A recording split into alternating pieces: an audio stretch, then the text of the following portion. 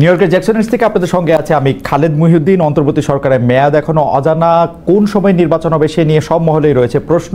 মাত্র 6 মাসের ব্যবধানে নির্বাচন হবে কি হবে না সেটি নিয়ে আসলে চলছে নানা ধরনের আলোচনা চর্চা। এসব নিয়ে কথা বলতে আমাদের সঙ্গে রয়েছেন এবি পার্টির চেয়ারম্যান জনাব মুজিবুর রহমান মঞ্জু। জনাব মুজিবুর রহমান মঞ্জু, আপনাদেরকে আমাদের অনুষ্ঠানে স্বাগত জানাই। আপনাকে ধন্যবাদ এবং শুভেচ্ছা, আপনি আমাদের সাথে যুক্ত হয়েছেন। এবং আমাদের সাথে আরও থাকছেন নির্বাচন ব্যবস্থা সংস্কার কমিশনের সদস্য এবং রাজনৈতিক বিশ্লেষক ডাক্তার জাহিদুর রহমান। ডাক্তার জাহিদুর রহমান, আপনাকেও আমাদের শুভেচ্ছা, স্বাগতম। আপনি আমাদের সাথে যুক্ত হয়েছেন সেজন্য আমাদের কৃতজ্ঞতা এবং ধন্যবাদ জানবেন। আমি প্রথমেই একটু জনাব মুজিবুর রহমান মঞ্জু আপনার কাছে জানতে চাই, দুটি ঘটনা পাশাপাশি ঘটেছে বেশ। বিএনপির ভারপ্রাপ্ত চেয়ারম্যান জনাব তারেক রহমান বলেছেন যে ডিসেম্বরে নির্বাচন তিনি চান এবং ডিসেম্বরে নির্বাচন হবে। ডক্টর মোহাম্মদ ইউনূস মাননীয় প্রধান উপদেষ্টা বাংলাদেশ সরকারের, তিনি বলেছেন যে একটি মাত্র দলই আসলে ডিসেম্বরে নির্বাচন চায়। আপনি আমাদের একটু বলবেন যে এই ডক্টর মোহাম্মদ ইউনূসের এই দাবিটি সঠিক কিনা? কারণ আমরা দেখতে পাচ্ছি যে আরও কিছু দল আছে যারা বিশেষ করে সিপিবি সহ একাধিক বামপন্থী দল ইতিমধ্যে ঘোষণা দিয়েছে যে তারা আসলে ডিসেম্বরের মধ্যে ইলেকশন চায়। জনাব মুজিবুর রহমান মঞ্জু, আপনাদের অবস্থানটা বলেন। ধন্যবাদ খালেদ মহিউদ্দিন আপনাকে, ডাক্তার জাহেদ উনিও আছেন, আপনাদের সবাইকে ধন্যবাদ এবং দর্শকদেরকে শুভেচ্ছা। প্রথম কথা হচ্ছে ডক্টর ইউনূস এবং জনাব তারেক রহমান দুজনেই কিন্তু আরো অনেকগুলো কথা বলেছেন, কিন্তু সেদিকে কারো দৃষ্টিপাত নাই। দুজনের দুইটা কথাতেই দৃষ্টি আটকে আছে আমাদের। একটা হচ্ছে যেটা আপনি বললেন নির্বাচন, ডক্টর ইউনূস বলছেন যে ডিসেম্বরে নির্বাচন চায় না একটি দল আর সবাই চায়, আর অন্যদিকে তারেক রহমান বলেছেন যে ডিসেম্বরেই হতে হবে নির্বাচন। তো এখন আমি যেটা দেখি আর কি, যে যদি এটাকে আমরা একটা আলাদা বাক্য হিসেবে দেখি যে ডিসেম্বরে নির্বাচন শুধু বিএনপি চায় বা একটি মাত্র দল চায়, শুধু বাক্য হিসেবে এটা সঠিক নয়। কারণ আমরা অনেক রাজনৈতিক দলই আমরা ডিসেম্বরের দলের ব্যাপারে, নির্বাচনের ব্যাপারে আমরা আমাদের মত আছে, আমাদের সম্মতি আছে। কিন্তু আমরা হয়তো বলার সময় বলেছি যে ডিসেম্বরে হওয়াটার যৌক্তিকতা আছে, কিন্তু কোনো কারণে যদি সরকার মনে করে যে বিশেষ তাদের সময়ের প্রয়োজন, তাহলে তারা রাজনৈতিক দলগুলোর সাথে সংলাপ করুক, আলোচনা করুক। 1-2 মাস পেছনে গেলে, ফেব্রুয়ারি বা মার্চে গেলেও এটা বৃহত্তর স্বার্থে আমরা এটার সাথে একমত হতে পারি। অর্থাৎ অন্যান্য দল হয়তো এই জায়গায় কিছুটা ফ্লেক্সিবিলিটি শো করেছে, কিন্তু ডিসেম্বরের নির্বাচনের ব্যাপারে আমরা চেয়েছি। এখন হয়তোবা ডক্টর ইউনূস এই কথার অর্থ এটা বলতে চেয়েছেন বা উনি বলেছেন কিনা জানি না, ওনার কাছ থেকে আসলে ব্যাখ্যাটা পাওয়া যাবে। আমি ব্যাখ্যা দিলে তো আর হবে না, আমরা শুধু বিশ্লেষণ করে এটা বলতে পারি যে আমরা অন্যান্য দলগুলোকে হয়তো উনি কিছুটা ফ্লেক্সিবল মনে করেছেন, কিন্তু বিএনপি কে মনে করেছেন যে ওনারা ডিসেম্বরের ব্যাপারে রিজিড। আরেকটা কথা বলি খালেদ মহিউদ্দিন আপনাকে, আমাদের মানে রাজনীতিবিদ হিসেবে আমরা তো কিছু কথা বাইরে বলি, প্রকাশ্যে বলি, আবার আভ্যন্তরীণ কিছু আলোচনাও আছে। আভ্যন্তরীণ কিছু আলোচনায় আমরা এরকমও শুনেছি যে বিএনপিও ডিসেম্বরে রিজিড না, কারণ বিএনপির মধ্যে অনেক ধরনের শঙ্কা তৈরি হয়েছে, সন্দেহ তৈরি হয়েছে, এবং এর পেছনে যুক্তিও আছে যে প্রফেসর ইউনূস সময় ক্ষেপণ করছেন অযথা, উনি একটা লম্বা সময় নিচ্ছেন। এর পিছনে অনেক কথা বিএনপি বলে, আপনারা শুনেছেন। আমাদের ডাক্তার জাহেদ এখানে আছেন, উনিও এগুলোর ব্যাপারে অনেক কথা বলেন। তো এগুলোর কারণেও হয়তো এরকম কথা প্রচলিত আছে যে ডিসেম্বরের বিষয়ে যদি বিএনপি কঠোর হয় তাহলে হয়তো ফেব্রুয়ারি মার্চের মধ্যে ইলেকশনটা আদায় করা সম্ভব। কিন্তু আমি যেটা মনে করি যে প্রফেসর ইউনূস কেন এই কথাটা বলেছেন এর সঠিক ব্যাখ্যাটা উনিই ভালো বলতে পারবেন। আপনারা যেটা বলছেন, মানে আপনাদের কাছে কি এই কথাটা মনে হয় যে ধরেন যে ডিসেম্বরে হোক বা জানুয়ারিতে বা ফেব্রুয়ারিতে সরকার প্রধান যদি একটা নির্দিষ্ট করে একটা টাইম ফ্রেম বেঁধে দিতে বলতেন ইলেকশন কমিশনকে, যেহেতু ঘোষণাটা ইলেকশন কমিশনই দিবেন, বা অনুরোধ করতেন, যেভাবেই বলেন, তো সেইটা অনেক সহজ হতো। মানে উনি যেহেতু একটা 6 মাসের একটা উইন্ডো রাখতেছেন, এইটাতে কিছু সন্দেহ তৈরি হচ্ছে কিনা? হ্যাঁ, কিছুটা তো হচ্ছে। আমরা কিন্তু ওনার সাথে এই 6 মাসের টাইম ফ্রেম নিয়ে আলোচনা করেছিলাম। উনি যেহেতু আমাদেরকে সুযোগ দিয়েছেন কথা বলার, আমরা কিন্তু বলেই এই আলোচনাটা শুরু করেছি। আমাদের যে গ্রুপ ছিল সেখানে এই আলোচনাটা আমাদের পক্ষ থেকে সেখানে সূচনা করেছিলেন জুনায়েদ সাকি। হ্যাঁ, জুনায়েদ সাকি আলোচনাটা এভাবে তুলেছিলেন যে ডিসেম্বরের পরে, আমি তুলেছিলাম এটা যে স্যার ডিসেম্বরে কি সমস্যা, ডিসেম্বরে ইলেকশন করতে আপনার অসুবিধাটা কি, আপনি আমাদের সাথে কি বলতে পারেন? তখন উনি কিন্তু বলেছেন যে ডিসেম্বরে ইলেকশন করলে আমরা যে আশঙ্কাটা, আমার যে ডিসকমফোর্টটা, সেটা হচ্ছে যে আমার কাছে, তোমরাও বলেছো যে সরকারের উপর আমি পরিপূর্ণভাবে আমার নিয়ন্ত্রণ নাই। আমি দেখছি যে বিভিন্ন ঘটনা ঘটছে, যেটা আমি দেখছি যে আমি এটার খুঁজে পাচ্ছি না। মানে উনি বলছেন যে আমি তো পারছি না, মানে কথাটা ছিল এরকম, আমি তো পারছি না, আমি তো চেষ্টা করলাম। তো সেজন্য তখন জোনায়েদ সাকি বললেন যে দেখেন আমরা তো আপনি যে জুন পর্যন্ত বলছেন, আমরা তো টাইমের মধ্যে দেখছি ফেব্রুয়ারির ফার্স্ট উইকের পরে শুরু হচ্ছে রমজান, তাহলে ফেব্রুয়ারির ফার্স্ট উইক একটা ফেভারেবল টাইম। এরপরে যদি যেতে হয় রমজানে, তো আর আমরা নিশ্চয়ই নির্বাচন করব না। রমজানের পরে নির্বাচনটা হলে সেটা চলে যাবে মার্চের থার্ড বা ফোর্থ উইকে, আর এরপরে কিন্তু আবার চলে আসছে কুরবানি ঈদ। সুতরাং আমাদের জন্য একটা মানে অপশন হচ্ছে মজু ভাই এটা খুবই একটা ইন্টারেস্টিং কথা। মানে ডক্টর ইউনূস আপনাদেরকে বলছেন যে যেহেতু মনে হইতেছে যে আমার পুরো বিষয়টার উপরে কর্তৃত্ব নাই এবং যেহেতু বিএনপি চাপ দিচ্ছে, মনে হবে যে বিএনপির কাছে আমি নথি স্বীকার করতেছি, সেই জন্য আমি ডিসেম্বরে করতেছি না। ডক্টর মোহাম্মদ ইউনূস কি এইটাই বুঝাইলেন যে সেই জন্য উনি ডিসেম্বরটা করতে অসুবিধা? উনি যেটা বুঝালেন যে উনি বুঝাতে চাইলেন যে ওনার নিয়ন্ত্রণে কর্তৃত্বে সবাই চলছে না, উনি তো কিছু করতে পারছেন না। উনি বলছেন আমি তো কোনো কাজ করতে পারছি না। একদিকে রাস্তার আন্দোলন, না পারবেন না তো, হ্যাঁ মানে রাস্তার আন্দোলন একটা কারণ, আরো অনেক নানা রকম কারণ আছে। কিন্তু যে এটা যদি আমার একটু খোলাসা করতেন, আমি এটা ঠিক বুঝি নাই। মানে ডিসেম্বর ওনার কর্তৃত্বে কোনো কিছু চলতেছে না, সেইটার সাথে ডিসেম্বরের নির্বাচন কেন সাংঘর্ষিক? উনি বলছেন যে ডিসেম্বরে, মানে ডিসেম্বর না, আসলে উনি তো আমাদেরকে না করেন নাই যে উনি ডিসেম্বরে করবেন না। আচ্ছা, উনি যেটা বলতে চাচ্ছেন যে আমি প্রশাসন, সরকার, সংস্কার তোমরা যেগুলো বলছো এগুলোতে আমি, উনি জাস্ট কথাটা বাক্যটা ছিল এরকম যে আমি তো আমার কমফোর্টেবল পজিশনে আমি এখনো পৌঁছাতে পারি নাই। তাহলে দেখেন মানে ওখানে কিন্তু কর্নেল অলি সাহেব বলেছেন যে এই সরকার আসলে কে চালাচ্ছে, আপনি চালাচ্ছেন না অন্যরা চালাচ্ছে, এই ধরনের একটা সন্দেহ সংশয় লোকদের মাঝে তৈরি হয়েছে। প্রফেসর ইউনূস কিন্তু এগুলো করেন নাই, হ্যাঁ মানে বলেন নাই যে আমি চালাচ্ছি সরকার। উনি বলেছেন আপনারা তো বুঝতেছেন বিষয়গুলো। তো এই জায়গাটায় মানে এই আলোচনাগুলো অনেকে করতে চায় না, সেনসিটিভ আলোচনা, আমি হয়তো করছি না।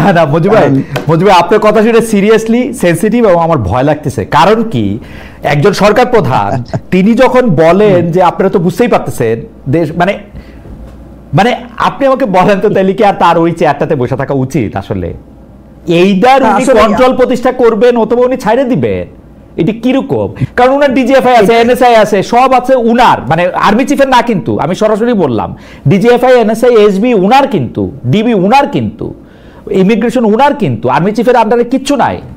ডিজিএফআই এর কাজ কিন্তু আর্মি চিফের এগেইনস্টে গোয়েন্দাগিরি করা। তো আমার যেটা আপত্তির জায়গা সেটা হচ্ছে যে তিনি ছলনা করছেন বা তার সরকার ছলনা করছে। এই ছল আমরা আরো নানা জায়গায় দেখতে পেয়েছি। আমাদের দুর্ভাগ্য মঞ্জু ভাই, আপনি দেখেন, আপনি হয়তো মনে করবেন যে এই কথাগুলি আপনাকে কেন বলা হয়েছে, দর্শক কেন মনে করবে। আমরা কিন্তু চেষ্টা করি আমাদের উপদেষ্টাদের আনতে, আমাদের উপদেষ্টারা হয় আমার কাছে আসে না। এখন আমি কিন্তু গতকাল থেকে অনেকবার চেষ্টা করেছি আমাদের উপদেষ্টাদের আনতে, তারা হয় আসে না, নাইলে তারা কিভাবে আমি জানি না, তারা তো প্রশ্নের জবাব দেয় না। আপনাকে তারা শুধু মঞ্জু ভাইয়ের প্রশ্নের জবাব দেয়, আমি তো সেটা আগেও বলছি। শুনেন আমি আপনাকে বলি, আপনি যে কথাটা তুলছেন, আপনি এখন দেখবেন প্রেস ক্লাবের সামনে আমাদের নারীদের একটা সরকারি প্রতিষ্ঠান, যেটা 5 বছরের কন্ট্রাকচুয়ালি তারা একটা অ্যাপয়েন্টমেন্ট পেয়েছে, তারা একটা আন্দোলন করছে। এবং আন্দোলনটা কি, তারা কিন্তু আপনার অনশনে গিয়েছে। তারা কালকে আমাদের অফিসে এসেছিল, আমি 2 জন উপদেষ্টাকে অনুরোধ করেছি তাদের জন্য অ্যাপয়েন্টমেন্ট দেন, তাদের কথাগুলো একটা শুনেন। কোন উপদেষ্টা তাদেরকে সময় দেয় নাই। শেষে আমি তাদেরকে ফোন নাম্বার দিয়ে আমি বললাম যে আপনারা নারী কমিশনের চেয়ারম্যান আছেন পারভিন শিরিন হক, ওনার সাথে কথা বলেন। ওনার সাথে তারা কথা বলেছে, শিরিন হক আপা তাদের মুখের উপর বলেছে আমার সময় নাই আপনাদের সাথে কথা বলার। আপনি বুঝেন যে এই সরকারের লোকদের কথা বলার সময় নাই, তারা রাজনীতিবিদদের কোনো কথাই শুনতে চায় না। আপনি এখন আমি একটু ডক্টর জাহিদের কাছে যাই, কিন্তু প্রশ্নটা করে রাখি, আপনারা এবি পার্টি কি একটা ব্যালেন্সের পজিশন নিচ্ছেন? ধরেন আপনি একরকম, ব্যারিস্টার ফুয়াদ আর একরকম। কালকে আমি ব্যারিস্টার ফুয়াদকে শুনতে পাচ্ছিলাম যে আপনি এখন যে অবস্থানে কথা বলতেছেন তার থেকে একটু আলাদা কথা বলতেন, নাকি আপনারা দুটি মতই একরকম করতেছেন? আমি এই প্রসঙ্গটা বললাম যে সরকারের কথা বলার সময় একটা প্রসঙ্গে, এবং আরেকটি প্রশ্ন আমি করে রাখি, ম্যান্ডেট প্রসঙ্গ একটি কথা আপনাকে আমি জানতে চাইবো, যে ম্যান্ডেটটা এখন বলতেছে যে সরকারের ম্যান্ডেট আছে, কেউ কেউ বলতেছে ইউনূস সাহেবের 5 বছর থাকা উচিত। এইটা নিয়েও আমি আসলে কথা শুনতে চাইবো, কারণ আমাকে যখন আজকে প্রশ্ন করা হয়েছিল তখন আমি এইটা আপনার কাছ থেকে শুনতে চাইছিলাম যে আসলে আপনি এটা নিয়ে কি মনে করেন মঞ্জু ভাই, এবি পার্টি এটা নিয়ে কি মনে করে, ম্যান্ডেট প্রশ্ন। আমি একটু আসি ডাক্তার কাছ থেকে। যে আপনি প্রশ্নটা কি ডাক্তার জাহেদ আপনাকে শিখিয়ে দিল কিনা আমি সন্দেহ করছি। যাই হোক, না, আপনারা এরকম সন্দেহ চিরকাল করবেন, কে কারে প্রশ্ন শিখায় দেয়, এটা আমার কোনো আপত্তি নাই। আমি সকলের কাছেই প্রশ্ন শিখি, যেমন আপনার কাছেও, এতে কোনো সমস্যা নাই। ধরেন জাহেদই শিখাইছে, কোনো অসুবিধা নাই। আমি একটু ডক্টর জাহেদের কাছে, আচ্ছা ডক্টর জাহেদ, গত কিছুদিন ধরে আমি খেয়াল করতেছি যে আপনার যে অভাবনীয় মানে অতুলনীয় জনপ্রিয়তা, অনলাইনে বলি, সারা রাজনৈতিক বিশ্লেষক হিসাবে, সেইটার মধ্যে একটা বড় কারণ ছিল যে আপনি আসলে ভারসাম্যপূর্ণ কথা বলতে পছন্দ করেন, দুটো দিকই তুলে ধরেন বা অনেক সময় অনেকটা দিকই তুলে ধরেন। কিন্তু মাত্রই ডিসেম্বরে ইলেকশন, নাকি বড় জোর সরকার প্রধানের কথা মতো জুনে ইলেকশন, এই মাত্রই এই কটুক জায়গা নিয়ে আপনি যেভাবে সরকারের দিকে বারবার আঙ্গুল তুলছেন, সরকারের মধ্যে ষড়যন্ত্র দেখছেন, এটা একটু একপেশে হচ্ছে কিনা? মানে সরকারকে আপনি বেশি যে দায়ী করছেন, এটা একটু মানে মানে আপনি বুঝতে পারছেন, এটা একটু টানেল ভিশনের কাজ হচ্ছে কিনা? হ্যাঁ, ধন্যবাদ। আমাকে একদম স্পেসিফিকলি যেটা মনে হবে সেটাই জিজ্ঞেস করবেন, আমি জবাব দেবো। তার আগে যে একটু হঠাৎ মনে পড়লো, আমার মনে হয় মঞ্জু ভাইকে আপনি যদি ভালো মতো একদিন ডেকে সব কথা বলেন, অনেক কিছু জানতে পারবেন, জাতীয় জানতে। কিন্তু মঞ্জু ভাই তো আমার চেয়ে অনেক বেশি বুদ্ধিমান। মঞ্জু ভাইয়ের আইকিউ মনে হয় আমার থেকে 15-20 বেশি হবে। মঞ্জু ভাইয়ের তো প্রশ্ন করে জবাব পাওয়া কঠিন। হাওয়েভার আমরা চেষ্টা আমি জবাব দিব। আচ্ছা, এখন নির্বাচনের ব্যাপারে ইনফ্যাক্ট আমি একটু এভাবে যদি বলি, আমার চ্যানেলের নামটা হচ্ছে Zahed's take. So I do analyse, আমি সেটা তো করি, আমি আমার অপিনিয়নও জানাই, এবং অনেক ক্ষেত্রে আমি আমার অপিনিয়ন, ধরুন শেখ হাসিনার সময় আমি আমার অপিনিয়ন জানিয়েছি বহু ক্ষেত্রেই, এখনো অনেক ক্ষেত্রে আমি আমার অপিনিয়ন জানাই। এখন নির্বাচনের প্রশ্নে আমি সরকারের যে ধরনের আচরণ দেখছি, আমি মনে করি সরকারের মধ্যে নির্বাচন ইভেন জুনে হবে, এই ব্যাপারে আমি আসলে আস্থাশীল হতে পারি না। আমি আপনাকে একটা ছোট উদাহরণ দিই। আমরা অনেকে হয়তো খেয়াল করিনি, প্রধান উপদেষ্টা যেভাবে বক্তব্য দিয়েছেন, বা মঞ্জু ভাই তাদের মিটিং এর যে কথা বললেন, খেয়াল করুন খালেদ ভাই, আপনি দীর্ঘ সময় তার সাথে আলোচনা করেছেন যে উনি মনে করছেন ডিসেম্বরের মধ্যে উনি আর পারছেন না আইন শৃঙ্খলা নিয়ে। আচ্ছা, এটা কি রেজোনেট করছে না জনাব নাহিদ ইসলামের সাথে? আপনি খেয়াল করবেন রয়টার্স এর সাথে এবং এরপর এএফপির সাথে ইন্টারভিউতে নাহিদ ইসলাম এক্স্যাক্টলি এই কথাটা বলেছিলেন যে এই বছরের মধ্যে নির্বাচন হবে না বলে তিনি মনে করেন, কারণ আইন শৃঙ্খলার অবস্থা ভালো না। আমি ইদানিং রাগঢাক ছাড়াই বলছি, এনসিপি আসলে ডক্টর ইউনূসের দল। কেন, আপনি যদি চান আমি সেটা ব্যাখ্যা করতে প্রস্তুত আছি। তো জনাব নাহিদ ইসলাম ওটা বলছেন, উনিও বলছেন। আচ্ছা, নাম্বার 2 যেটা আপনি জিজ্ঞেস করছেন, এবং আমি আপনার সাথে একমত, উনি কন্ট্রোল আনতে পারেন না, এবং অনেক ক্ষেত্রে আমরা কন্ট্রোল আরো কমছে বলে মনে হয়। ডিসেম্বরে উনি পারবেন না মনে করছেন, 6 মাসের পর মানে ডিসেম্বরের পর ওনার হাতে কি কোনো একটা ম্যাজিক আসবে বাই হুইচ উনি সবকিছুর উপর নিয়ন্ত্রণ নিয়ে আসতে পারবেন? আরেকটা প্রশ্ন, উনি ডিসেম্বরের মধ্যে যদি হবে না বুঝতে পারেন নিরাপত্তা জনিত কারণে, এখন উনি ডিসেম্বর থেকে জুনের এই আলাপ কেন করছেন?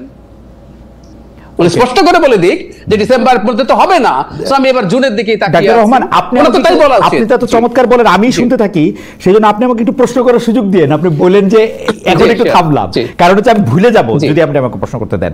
সেইটি হচ্ছে যে আপনি যেটি বলছেন যে উনি বলতেছেন, এটা আসলে খোলাখুলি মানে নাহিদ সাহেবের কথা আর উনার কথা একমত হয়ে যাওয়া মানেই যে ওনারা দুজন একদল করা, এইটা ঠিক অতি সরলীকরণ আমি মনে করি। 2 নাম্বার হচ্ছে যে আপনি যদি দেখেন যে ডিসেম্বরের মধ্যে সবকিছু, ডিসেম্বর পার হইলেই কি অন্য কিছু ঠিক হইতে থাকবে কিনা জুনে, এইটা তো উনার একটা প্লি সব দলের প্রতি যে আপনারা এখন আমার উপর আস্থা আনেন, আপনারা আমার সাথে বসেন, বৈশা একটা ডেট ডুটের কথা আমরা একটা চিন্তা করব। কিন্তু আপনারা যখন আমাকে ডিসেম্বর থেকে জুনের মধ্যে ডিসেম্বরটাতেই চাপ দিতে থাকেন, তখন তার এটা কোথাও আগায় না।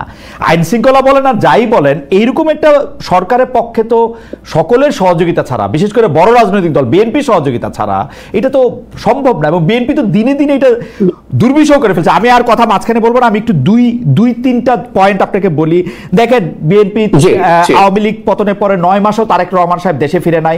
আইন আদালতের কথা বলা হচ্ছে, বেগম জিয়ার মামলা পরের দিন উঠছে ডক্টর ইউনূস সাহেবের সাথেই, তারেক রহমান সাহেবের সব মামলাও ইন অ্যাবসেন্সে উঠে গেছে। এই নিজেদের শক্তি দিয়ে ঢাকা দক্ষিণ অচল করে রাখা একদিনের মেয়রশিপের জন্য বাংলাদেশে যা শুরু করছে জনাব ইশরাক, সেগুলি আসলে কিভাবে ইউনূস সাহেব একটা ইলেকশনকালীন সরকার কিভাবে হবে বিএনপি যদি এগুলি করতে থাকে? জি ডক্টর জাহেদ, আপনি একটু বলেন। নিশ্চয়ই আমার কাছে যথেষ্ট আমি মনে করি যে তথ্য এবং প্রমাণ আছে ভাই, আমি প্রমাণ করতে পারবো যে ডক্টর ইউনূস অন্তত বিএনপির সাথে কোনো রিকনসিলিয়েশন চাইছেন না। প্রবলেম কিন্তু ওই জায়গায়। খালেদ ভাই, আমি রাগঢাক ছাড়া একটা কথা কয়েকদিন থেকে বলছি, বাংলাদেশে এই মুহূর্তে 3টা শক্তি বিএনপি, সরকার এবং সেনাবাহিনীকে আমি বলছি এটা বিতর্কিত হতে পারে এই কারণে যে সেনাবাহিনী তো আলাদা কোনো এন্টিটি না টেকনিক্যালি, যেটা তো সরকারের পার্ট, কিন্তু আমি বলছি আজকে অত সময় নেই, সেনাবাহিনীকেও পোস্ট 5 অগস্ট আমরা একটু আলাদা করে দেখব। এই তিনটা শক্তির মধ্যে রিকনসিলিয়েশন লাগবে। এখন সমস্যা যেটা হচ্ছে, ধরুন বিএনপির যে মুভমেন্ট হলো সেটা প্রেস সচিবের ভাষ্য মতে, কারণ তিনি আমাদেরকে জানাতেন আগে 137টা আমরা এরকম রোড ব্লকেড হয়েছে, 147টা হয়েছে, তো বিএনপি তো মাত্র তারপর গেল। এবং জনাব ইশরাকের সমর্থকরা, আমি এটাকে just political point of view থেকে দেখছি, সমর্থন বা অসমর্থন করার বিষয়টা, বাংলাদেশের 5-10 জন মিলে রাস্তা ব্লক করার ঘটনা আমরা 5 তারিখের পর থেকে তো 150 দেখে ফেলেছি সরকারের পরিসংখ্যান অনুযায়ী। হঠাৎ করে এটায় তার এত খারাপ লেগে উঠলো কেন? এবং বিএনপি, খেয়াল করুন, আমি এনসিপি যে তার দল তার প্রমাণ হিসাবে বলছি, বিএনপি নিজে এই ক্রাইসিসের মোমেন্টে প্রধান উপদেষ্টার সাথে দেখা করতে চেয়েছিল ফর 4 days, দেখা করেননি। রাদার তিনি জনাব নাহিদ ইসলামকে ডেকে তার এই পদত্যাগ নিয়ে তার মন খারাপ, তিনি সেই তথ্য জানান। নাহিদ ইসলাম এসে প্রথমে একটা বিদেশি বিবিসি বাংলাকে প্রাথমিকভাবে অন রেকর্ড উনি বলেন যে ডক্টর ইউনূস এটা বলেছেন। তাহলে খেয়াল করি, বিএনপিকে তিনি যদি আস্থায় নিতে চাইতেন, ওনাকে বিএনপির সাথে ফাইট করলে হবে না, ওনাকে আস্থায় নিতে হবে। তারপর বিএনপি গেল, বিএনপি যাওয়ার পর উনি জনাব আসিফ মাহমুদ সজীব ভুঁইয়াকে সেই মিটিং এ রাখলেন যার পদত্যাগ চাইছে বিএনপি। এবং আপনি খোঁজ নিলেই দেখবেন, বা আপনি জানেন আমি নিশ্চিত, জনাব আসিফ মাহমুদ সজীব ভুঁইয়া অন্য কোনো দলের সাথে মিটিং এ ছিলেন না। এবং এই মিটিং গুলোতে সাধারণত সিনিয়র, বয়সে সিনিয়রের কথা বলছি, উপদেষ্টারা থাকেন। সো আপনি বিএনপিকে ক্লিয়ার বার্তা দিচ্ছেন। এরপর জনাব তারেক রহমান তার যে লাস্ট বক্তব্য, তাতে তার কিছু ধৈর্যচ্যুতি ঘটেছে বলে আমাদের মনে হতেই পারে। উনি যে ইউজুয়াল যাদের ঢং তার বাইরে গিয়ে কথা বলেছেন। তারপর তিনি জাপানে দাঁড়িয়ে যে কথা বলেছেন, আমরা এটাকে ভদ্রভাবে অসত্য বলতে পারি, অথবা ডিসইনফরমেশন স্প্রেড করছেন বলতে পারি। খালেদ ভাই, বরং আমরা এভাবে বলতে পারি, ডিসেম্বরে নির্বাচন হতে পারবে না এই আলাপ করছে এনসিপি, আর কেউ না, নট আ সিঙ্গেল পার্টি প্রকাশ্যে। অথচ উনি বললেন একটা দল চায় না, হয়তো ইম্পারেটিভ করে ফেলেনি, কিন্তু আমরা প্রচুর নিউজ দেখি বিএনপির সাথে থাকা জোট, বাম জোট যারা আছে, মঞ্জু ভাই নিজে তার দলের অবস্থানের কথা বললেন, তো উনি তো আসলে বিএনপির সাথে একটা ফাইটে নেমে গেছেন, আমরা দেখতে পাচ্ছি। আর আমি এটাও বলতে চাই, যদি বিএনপির দিক থেকে কোনো ধরনের কোনো সমস্যা হয় বা আর কারোর দিক থেকে, সরকারকে এই ক্ষেত্রে পদক্ষেপ নিতে হবে, তাকে অভিভাবকের মতো তার সাথে বসতে হবে এবং তাকে কনফিডেন্সে নিতে হবে। আমি তো একদম বাইরে থেকে, আমি ভেতরে কিছু না জেনেই বলছি, বাইরে থেকেই তো দেখছি এখানে ফাইট হচ্ছে। এবং তিনি এমন একটা দলকে প্রিভিলেজ দিচ্ছেন, জনাব নাহিদ ইসলামকে ডেকে বললেন, আমি আপনাকে আলাদা একটা প্রশ্নও করি, আপনাকেও একটা প্রশ্ন মাঝে মাঝে করা দরকার।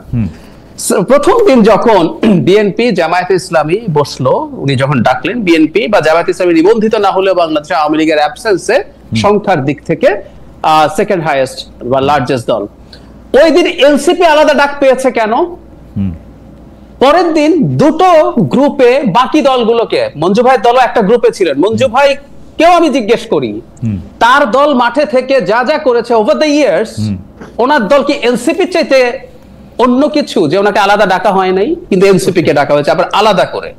আমি এরকম প্রচুর তথ্য দেখাতে পারবো যখন একজন অভিভাবক। খালেদ ভাই, আমি আরেকটা কথা একটু যোগ করি। একটা পরিবারে, আমি এভাবে বলছি একটু, সেটা হলো একটা পরিবারের, আমি জানি না বাবারা তাদের সব সন্তানকে ইকুয়ালি ভালোবাসেন কিনা, সেটা ভিন্ন আলোচনা, কিন্তু কোন বাবা যদি তার কোন সন্তানকে বায়াস দেখান, যদি মনে হয় যে এই সন্তানের প্রতি তার কোন ধরনের এক্সট্রা বায়াস আছে, মনোযোগ আছে, স্নেহ আছে, ওটা ওই সংসারে ঝামেলা তৈরি করে। ডক্টর ইউনূস স্পষ্টত এটা করছে এবং অত্যন্ত টার্ময়েলের টাইমে, বাংলাদেশের এখন কিন্তু একটা সাধারণ টাইম না, একটা টার্ময়েলের টাইমের মধ্যে উনি এই কাজগুলো করছেন। ওকে ডক্টর জাহেদ, আমি আপনার দৃষ্টি আকর্ষণ করছি। প্রথমে হইলো আপনি বলতেছেন যে বিএনপি সরকার এবং আর্মির মধ্যে তার একটা মানে একটা সমঝোতা হওয়া উচিত, আমি যদি ঠিক বুঝে থাকি, বা একটা একই লাইনে কথা বলতে পারা উচিত। এখন বিএনপি আর আর্মিতে একই লাইনে অলরেডি কথা বলতেছি, তাহলে এখন বিএনপি এবং আর্মি মিলে কি সম্মিলিতভাবে চাপ দিতেছে সরকারও যাতে এটা কথা বলে? বিএনপি কি আর্মিকে সামনে রেখে বা আর্মির ভয় দেখায় সরকারকে বা ডক্টর ইউনূসকে তাদের কথা শোনাতে যেতেছে? আমি 2 নম্বর কথা বলি, আপনি নাহিদ ইসলামকে ডাইকে কিন্তু ডক্টর মোহাম্মদ ইউনূস পদত্যাগের কথা বলেন নাই। ডক্টর মোহাম্মদ ইউনূস, নাহিদ ইসলামরা যেহেতু ডক্টর মোহাম্মদ ইউনূসের সাথে একই সাথে কাজ করেছেন, ডক্টর মোহাম্মদ ইউনূস মনে করেন নাহিদ ইসলামরা তাকে নিযুক্ত করেছেন, নাহিদ ইসলামদের প্রতি তিনি বিরক্তিটা দেখাইছেন একদম সরাসরি, যে নাহিদ তোমরা এরকম করলে আমি কিন্তু আর এখানে থাকবো না, যেটা এসে নাহিদ ওইভাবেই বলছেন, ব্যাপারটা কিন্তু ডক্টর ইউনূসের জানানো না। 3 নম্বর হচ্ছে যে আপনি আসিফ মোহাম্মদ সজীব ভুঁইয়াকে বিএনপি কেন রাখলো সেটার মধ্যে বলছেন, এটাকে আমি দেখি হচ্ছে আসিফ মোহাম্মদ সজীব ভুঁইয়ার জন্য যে হচ্ছে একটা লার্নিং সেশন, যে বিএনপির সাথে উনি কিভাবে ডিল করেন, তখন এটা আসিফ মোহাম্মদ সজীব ভুঁইয়ারই রাখার কথা। আপনি খেয়াল করে দেখবেন একটা মহল কিন্তু ডক্টর মোহাম্মদ ইউনূসের উপর চাপ সৃষ্টি করতেছে আসিফ নজরুল, মোস্তফা সরোয়ার ফারুকী এবং আরেকজন উপদেষ্টাকে বাদ দেওয়ার, আবার বিএনপি চাপ দিতেছে এই তিনটা উপদেষ্টাকে বাদ দেওয়ার। উনার তো মাঝখানে একটা জায়গা নিতেই হইব, তাই না? আর এনসিপি কিন্তু ডিসেম্বরে ইলেকশন চায় না, এই কথা একবারও বলে নাই। এনসিপি বলছে হচ্ছে তারা সংস্কারটা চায়, তারা বিচারটাকে একটা দেখবান দেখতে চায়, এবং সরকারের এখানে একদমই ব্যর্থতা যে সরকার এগুলি কখনো করতে পারলো না। আর হচ্ছে এনসিপি দলকে কেন আলাদা করে ডাকা হয়েছে ডক্টর জাহেদ, এটা আপনিও জানেন, আমিও জানি, সম্ভবত মঞ্জু ভাইও জানে। এই সময়ের মধ্যে হয়তো ওদের মাঠের শক্তি নাই, হয়তো ওরা ভোটের আসনে অনেক কম পাবে, কিন্তু জুলাই আগস্টের বাস্তবতায় হাসনাত, সার্জিস, নাহিদ এদেরকে তো আলাদা করে, আসিফ মাহমুদ, সজীব ভুঁইয়া, মাহফুজ, এদের তো আলাদা করে ডাকাটার একটা, এটাকে বলে না গতিজড়তা, আপনি তো সায়েন্স আমার থেকে বেশি বলেন, এটা তো একটা গতিজড়তারও ব্যাপার আছে। এই হচ্ছে আমার টেক। আপনি যদি আরেকটু কন্টিনিউ করেন যে আপনি কেন এরকম মনে করতেছেন, এবং আর্মির এই যে রাজনীতিতে ঢুকে যাওয়া, এই যে ইলেকশন ডিসেম্বরে হইতেই হবে, তারেক রহমানের ভাষায় কথা বলা, ইজ ইট ফেয়ার? আর্মির তো ব্যারাকে থাকা উচিত, ওরা এগুলি বলে কেন? জি ডক্টর জাহেদ, আপনার কাছে ভাই, আপনি নিশ্চয়ই আপনি দীর্ঘদিন লয়ের রিপোর্টিং করেছেন, এবং আপনার সাথে আমরা এই শোতে দেখেছি আইনের ব্যাপারে আপনার খুবই গভীর জানাশোনা আছে। আমি কোর্টের ক্ষেত্রে অনেক সময় এটা হয় যে অনেক সময় দিনের শেষে কোর্ট ইভেন সংবিধানকে লঙ্ঘন করার মতো রায় দেয়, ডক্ট্রিন অফ নেসেসিটি দেখায়। যেমন আমি 13th অ্যামেন্ডমেন্টের যে সংক্ষিপ্ত রায় ছিল সেখানে ডেলিবারেটলি লিখেছে যে এটা অসাংবিধানিক, কিন্তু পরবর্তী দুইটা, ওনারা সংখ্যাটা ভুলে গেলাম, নবম বা দশম এরকম কিছু বলেছিলেন, বা দশম একাদশ, পরবর্তী ত্রয়োদশ সংশোধনীর অধীনেই হতে পারে। তারপরে যে কথাটা বলেছিলেন দ্যাট ওয়াজ ভেরি ইম্পর্টেন্ট, তারা বলেছিলেন যে জনগণের এবং রাষ্ট্রের নিরাপত্তাই সর্বোচ্চ আইন। তার মানে আমি যে কথাটা বলতে চাইছি, কোন একটা টার্বুলেন্ট টাইমে, কোন একটা প্রবলেম্যাটিক পিরিয়ডে আমাদের সবকিছু যে নিয়ম মতো চলবে, নট নেসেসারিলি। সেনাবাহিনী 5th অগাস্টের সময় থেকে বা পরে যা করেছে, আমি নিজেও এটাকে পয়েন্টটা ধরেছি, আমি ওভাবে ক্রিটিক করিনি। রয়টার্সের সাথে প্রথম যখন সেনাপ্রধান বক্তব্য দিয়েছিলেন, তিনি বলেছিলেন 18 মাসের মধ্যে সরকারকে নির্বাচন করার জন্য তারা সাহায্য করছেন। আমি তখন সেদিনই, এটা হলো প্রথম বাংলাদেশের ইন্টারভিউ যেখানে নির্বাচনের একটা টাইম লাইন গুরুত্বপূর্ণ একজন মানুষের কাছ থেকে জানা গেছে, সেখানে আমি খুব ক্লিয়ারলি এই কথাটা ধরেছিলাম, এবং আমি জাস্ট পয়েন্ট আউট করেছি যে এই ব্যাপারটা এইরকম। আমরা এখন আসলে কোন বিশেষ অবস্থা আছে, কোন জায়গায় আছি? একটা সেনা প্রধান যদি সরকারেরই পার্ট হয়, তাহলে তো ওনার শেখ হাসিনার কথা শুনে গুলি চালানো উচিত ছিল সবার উপরে। উনি তো শেখ হাসিনাকে বিট্রে করেছেন, তখনকার সরকারকে। শেখ হাসিনার তো উনি সেনা প্রধান ছিলেনও। সো তাহলে আমরা এই প্রশ্ন, আমি একটু খুবই ডেভিডস অ্যাডভোকেট টাইপের কথা হচ্ছে, তারপরে এই প্রশ্ন আসতে পারে, তো উনি তো বিট্রে করেছেন সরকারি যে আদেশ, যেটা উনি মানতে বাধ্য ছিলেন। তো আমি যে কথাটা বলি, আসলে বিদ্যমান প্রেক্ষাপটে আমার কাছে মনে হয় এই যে একটা ডিফারেন্ট ধরনের, খানিকটা ডিফারেন্ট একটা অবস্থান সেনাবাহিনীর আছে। এবং I feel lucky, frankly speaking, যে বাংলাদেশ না, এই তৃতীয় বিশ্বের দেশগুলোতে সেনাবাহিনী রেদার চেষ্টা করে একটা ঝামেলা বাঁধিয়ে ক্ষমতা নিয়ে নিতে, আর এখানে ঝামেলা বেঁধেছিল 5th অগাস্টে। আমি মনে করি তারা যদি পাওয়ার নিতেন, আমাদের দেশের মেজরিটি অফ দ্য পিপল সমর্থন করতেন, তিনি নেননি, এবং এখন নির্বাচন নিচ্ছেন। এই কথা তো আমরা বলছি যে একটা সিভিলিয়ান সরকার নির্বাচনের কথা। আমি আপনার কথা, আমি আপনার কথা শুনতে খুবই ভালোবাসি, সেই জন্য আমার টাইমটা ম্যানেজ করতে পারছি না।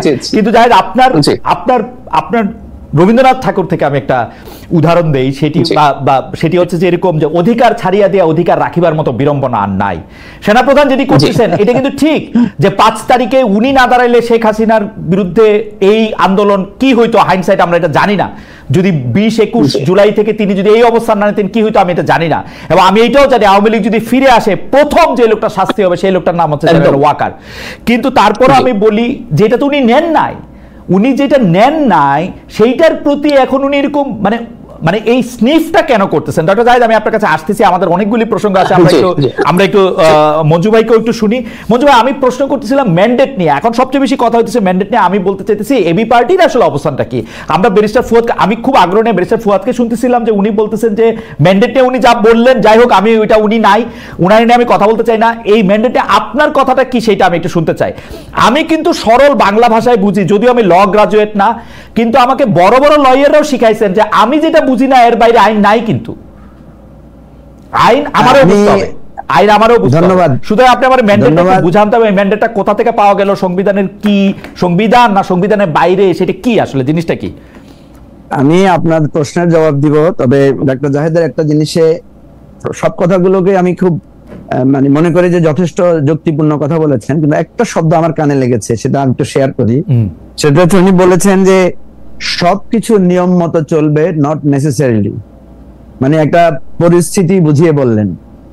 এটা খুবই ভালো। এটা এটা ডক্ট্রিন অফ নেসেসিটির মানে মূল নির্যাসটা হচ্ছে এরকমই, যে এখন কোনো নিয়মই ফেলা যাচ্ছে না, ফলে জরুরি ভিত্তিতে যেটাকে উনি মানে নট নেসেসারিলি বলছেন, এটা কেন ইউনূসের জন্য, প্রফেসর ইউনূসের জন্য সেটা উনি ফিল করছেন না কেন? উনি কিন্তু প্রফেসর ইউনূসের এইটা ঠিক হয় না, ওইটা ঠিক হয় না, এটা ঠিক হয় না তুলছেন, কিন্তু যখনই আপনি সেনাবাহিনী প্রধানের বিষয়টা তুললেন, তখন কিন্তু উনি বলছেন সবকিছু ঠিক মতো চলবে, এটা নট নেসেসারিলি।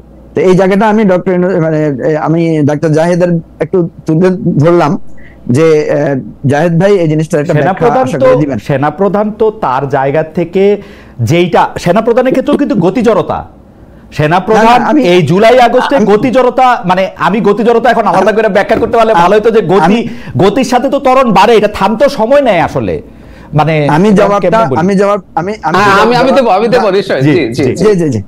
আমি এখন আপনার ম্যান্ডেটের জায়গায় আসি। প্রথম কথা হচ্ছে যে কথাটা আপনি বলেছেন যে আমাদের পার্টির পজিশন কি, এই কথাটা 3 দিন আগে ডাক্তার জাহেদ আমার সাথে এটা নিয়ে অনেক কথা বলেছেন, ওনার সাথে আমি খোলামেলা বিষয়টা নিয়ে শেয়ার করেছি। প্রথম কথা হচ্ছে আমাদের পার্টির পজিশনটা হচ্ছে আমরা একটা সমঝোতামূলক মধ্যপন্থা আমরা গ্রহণ করেছি। কেন করেছি আমি আপনাকে বলি, যে আমরা এই অভ্যুত্থানের পরে আমরা দেখছি যে অবদান নিয়ে একটা কাদা ছোড়াছুড়ি শুরু হয়েছে, যে বিএনপির কোনো অবদান নাই, জামাতের অবদান বেশি না, ছাত্রদের অবদান বেশি ইত্যাদি, এবং এই বিতর্কটা কিন্তু প্রফেসর ইউনূস এটা শুরু করেছেন, এবং উনি এটার জন্য বিরাট দায় ওনার আছে, এটা আমি মিটিংয়েও বলেছি, লিখিতভাবেও বলেছি।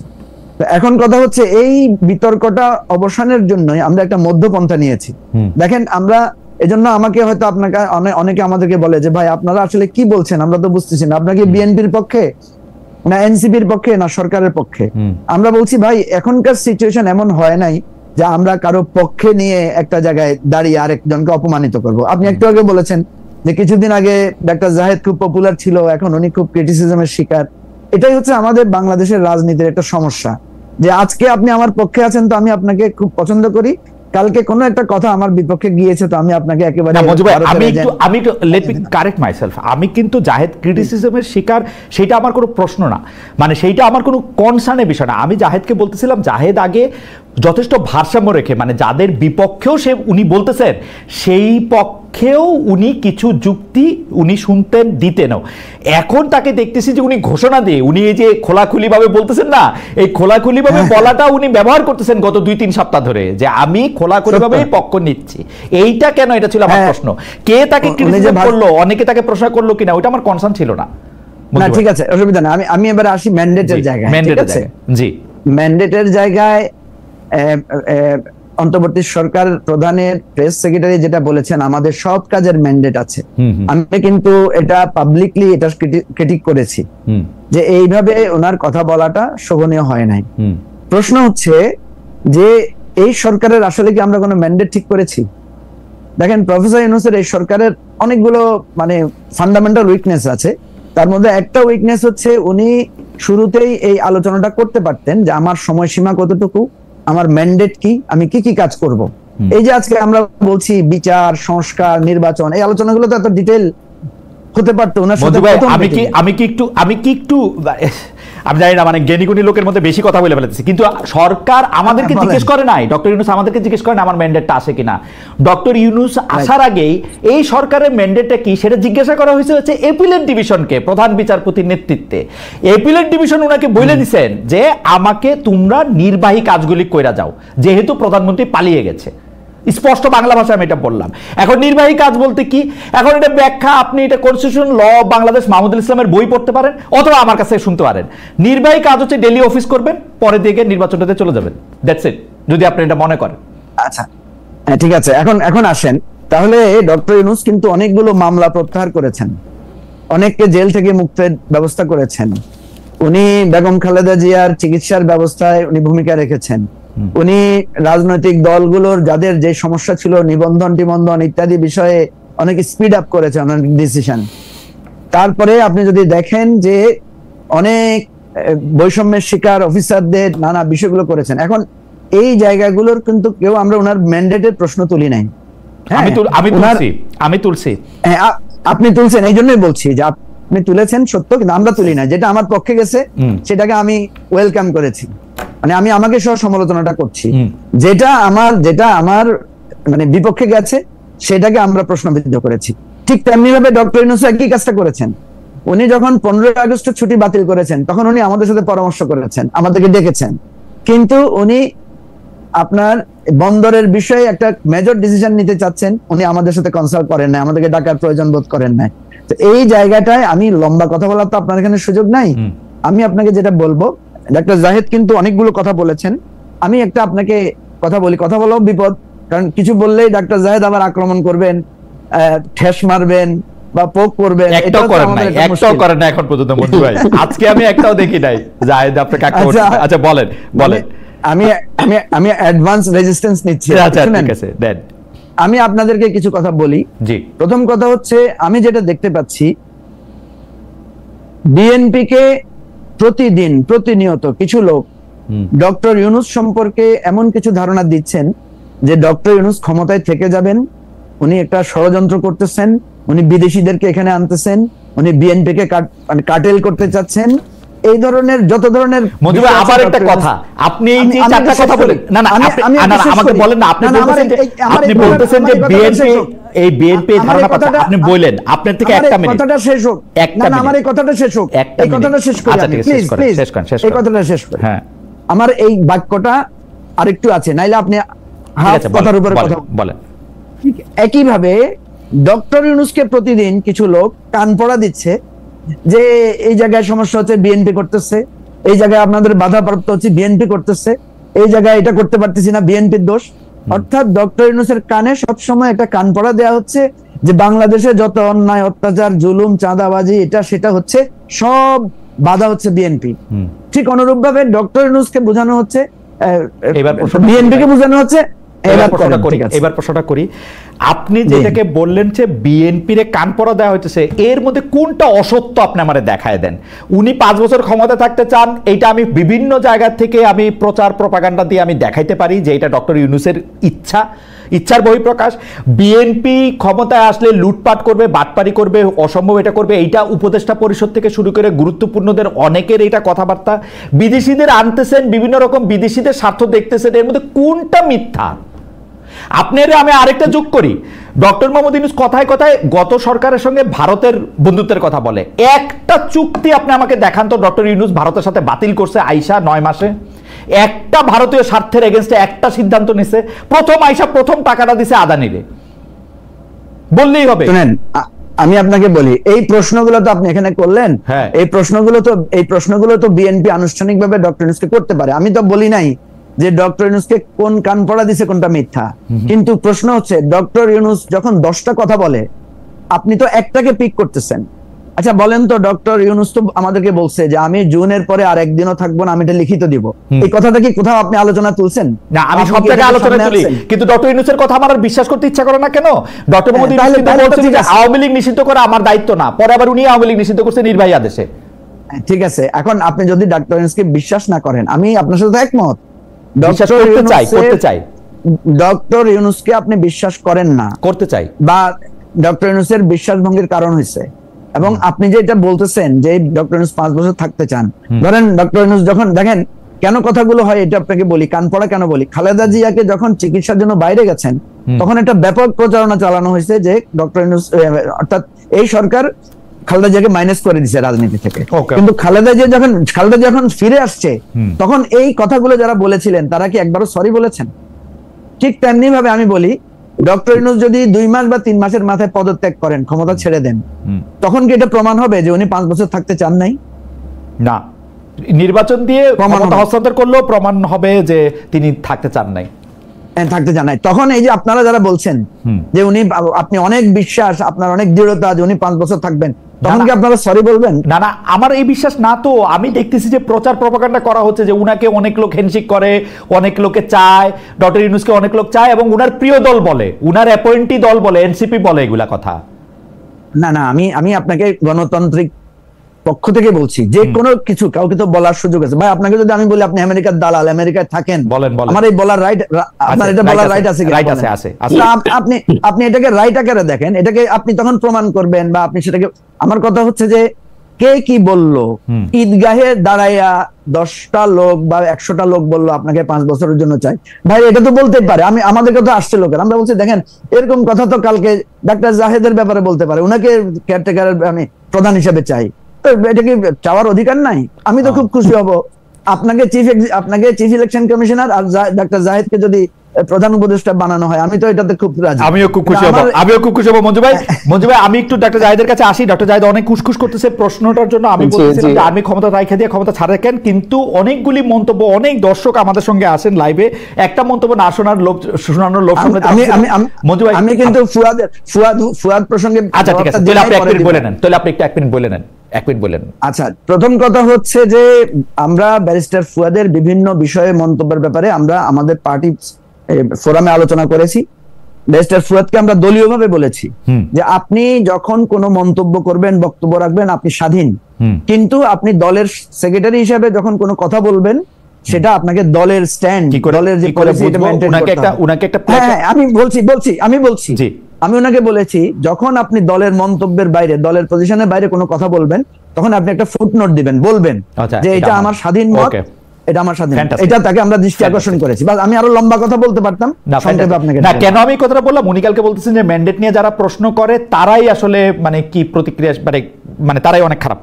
যাই হোক, দেখেন কথা বলার স্বাধীনতা সবারই আছে। মঞ্জু ভাই, এটা একদম আপনি দেখেন দর্শকদের মধ্যে একজন একটা মন্তব্য অনেকবার করতেছেন, সেটা হচ্ছে যে আপনার অনুষ্ঠান এক পেশে, আপনারা 3জনই একই পেজে, 3জনই একই মতাদর্শই, আপনারা 3জনই একই ক্যারেক্টারে থেকে পতিত সরকারকে এক হাত নেন। আজকে সময় পাই নাই ভাই, আমি ওই যে গত সরকারকে সত্যি এক হাত মানে নিতেই চাই, 15 বছর ধরে গণতন্ত্র দেয় না ভাই, এটা তো আজকে সময় পাইতেছি না। যাই হোক, আপনার কথা ঠিক, কিন্তু অন্য দুজনের কথা ঠিক কিনা জানি না। ডক্টর জাহেদ, আপনি যদি একটু বলতেন আর্মি কেন, অনেকগুলো ইস্যু জমে গেছে, আমাকে বলতে হবে। আগের বারও আপনি কিছু বলেছেন, আমার কিছু যোগ করার আছে। সেনাবাহিনী নিয়ে বলছি, মানে অধিকার ছাড়িয়ে দিয়া, অধিকার ধরিয়া রাখার মতো বিড়ম্বনা নাই। আমি মনে করি মানে সেনা প্রধান, এটা আমার অবজারভেশন, তিনি তো আসলে অধিকার রাখতে যাচ্ছেন না। খেয়াল করুন, তিনি ক্ষমতা নিতে পারতেন বলছি, তিনি ক্ষমতাটা নেন নাই। সামহাউ ওনার মনে হয়েছে উনি শেখ হাসিনার সময়ে তার আদেশ পালন না করে বাংলাদেশের ডেমোক্রেটিক ট্রানজিশনের পক্ষে তিনি দাঁড়াচ্ছেন। এখনো তিনি তাই বলছেন। আসলে উনি একটা নির্বাচন চাইছেন। হ্যাঁ, উনি একবার বা একাধিকবার ইনক্লুসিভ নির্বাচন শব্দটা বলেছেন, তাতে আমরা ধরে নিতে পারি এতে আওয়ামী লীগ থাকতে পারে, এরকম একটা আলাপ। এটা করা ঠিক করেছেন কি বেঠিক করেছেন এটা নিয়ে আলোচনা হতে পারে, কিন্তু উনি এখনো কিন্তু ওই অধিকার চাইছেন না, উনি দেশ শাসনের অধিকার চাইছেন না। উনি মনে করছেন, আবারও বলছি, সামহাউ উনি একটা ট্রানজিশনে যাবেন। আমি আপনাকে আমার একটা ইন্টারপ্রিটেশন বলি। রাওয়া ক্লাবে তিনি যেদিন পাবলিক অ্যাড্রেস করেছেন অন ক্যামেরা, সেদিন তিনি একটা জায়গায় বলছিলেন, আমার যদি কখনো কোনো সমস্যা হয় আমি নুরুদ্দিন স্যারের সাথে কথা বলি। আমি এই জিনিসটা পিক করেছিলাম।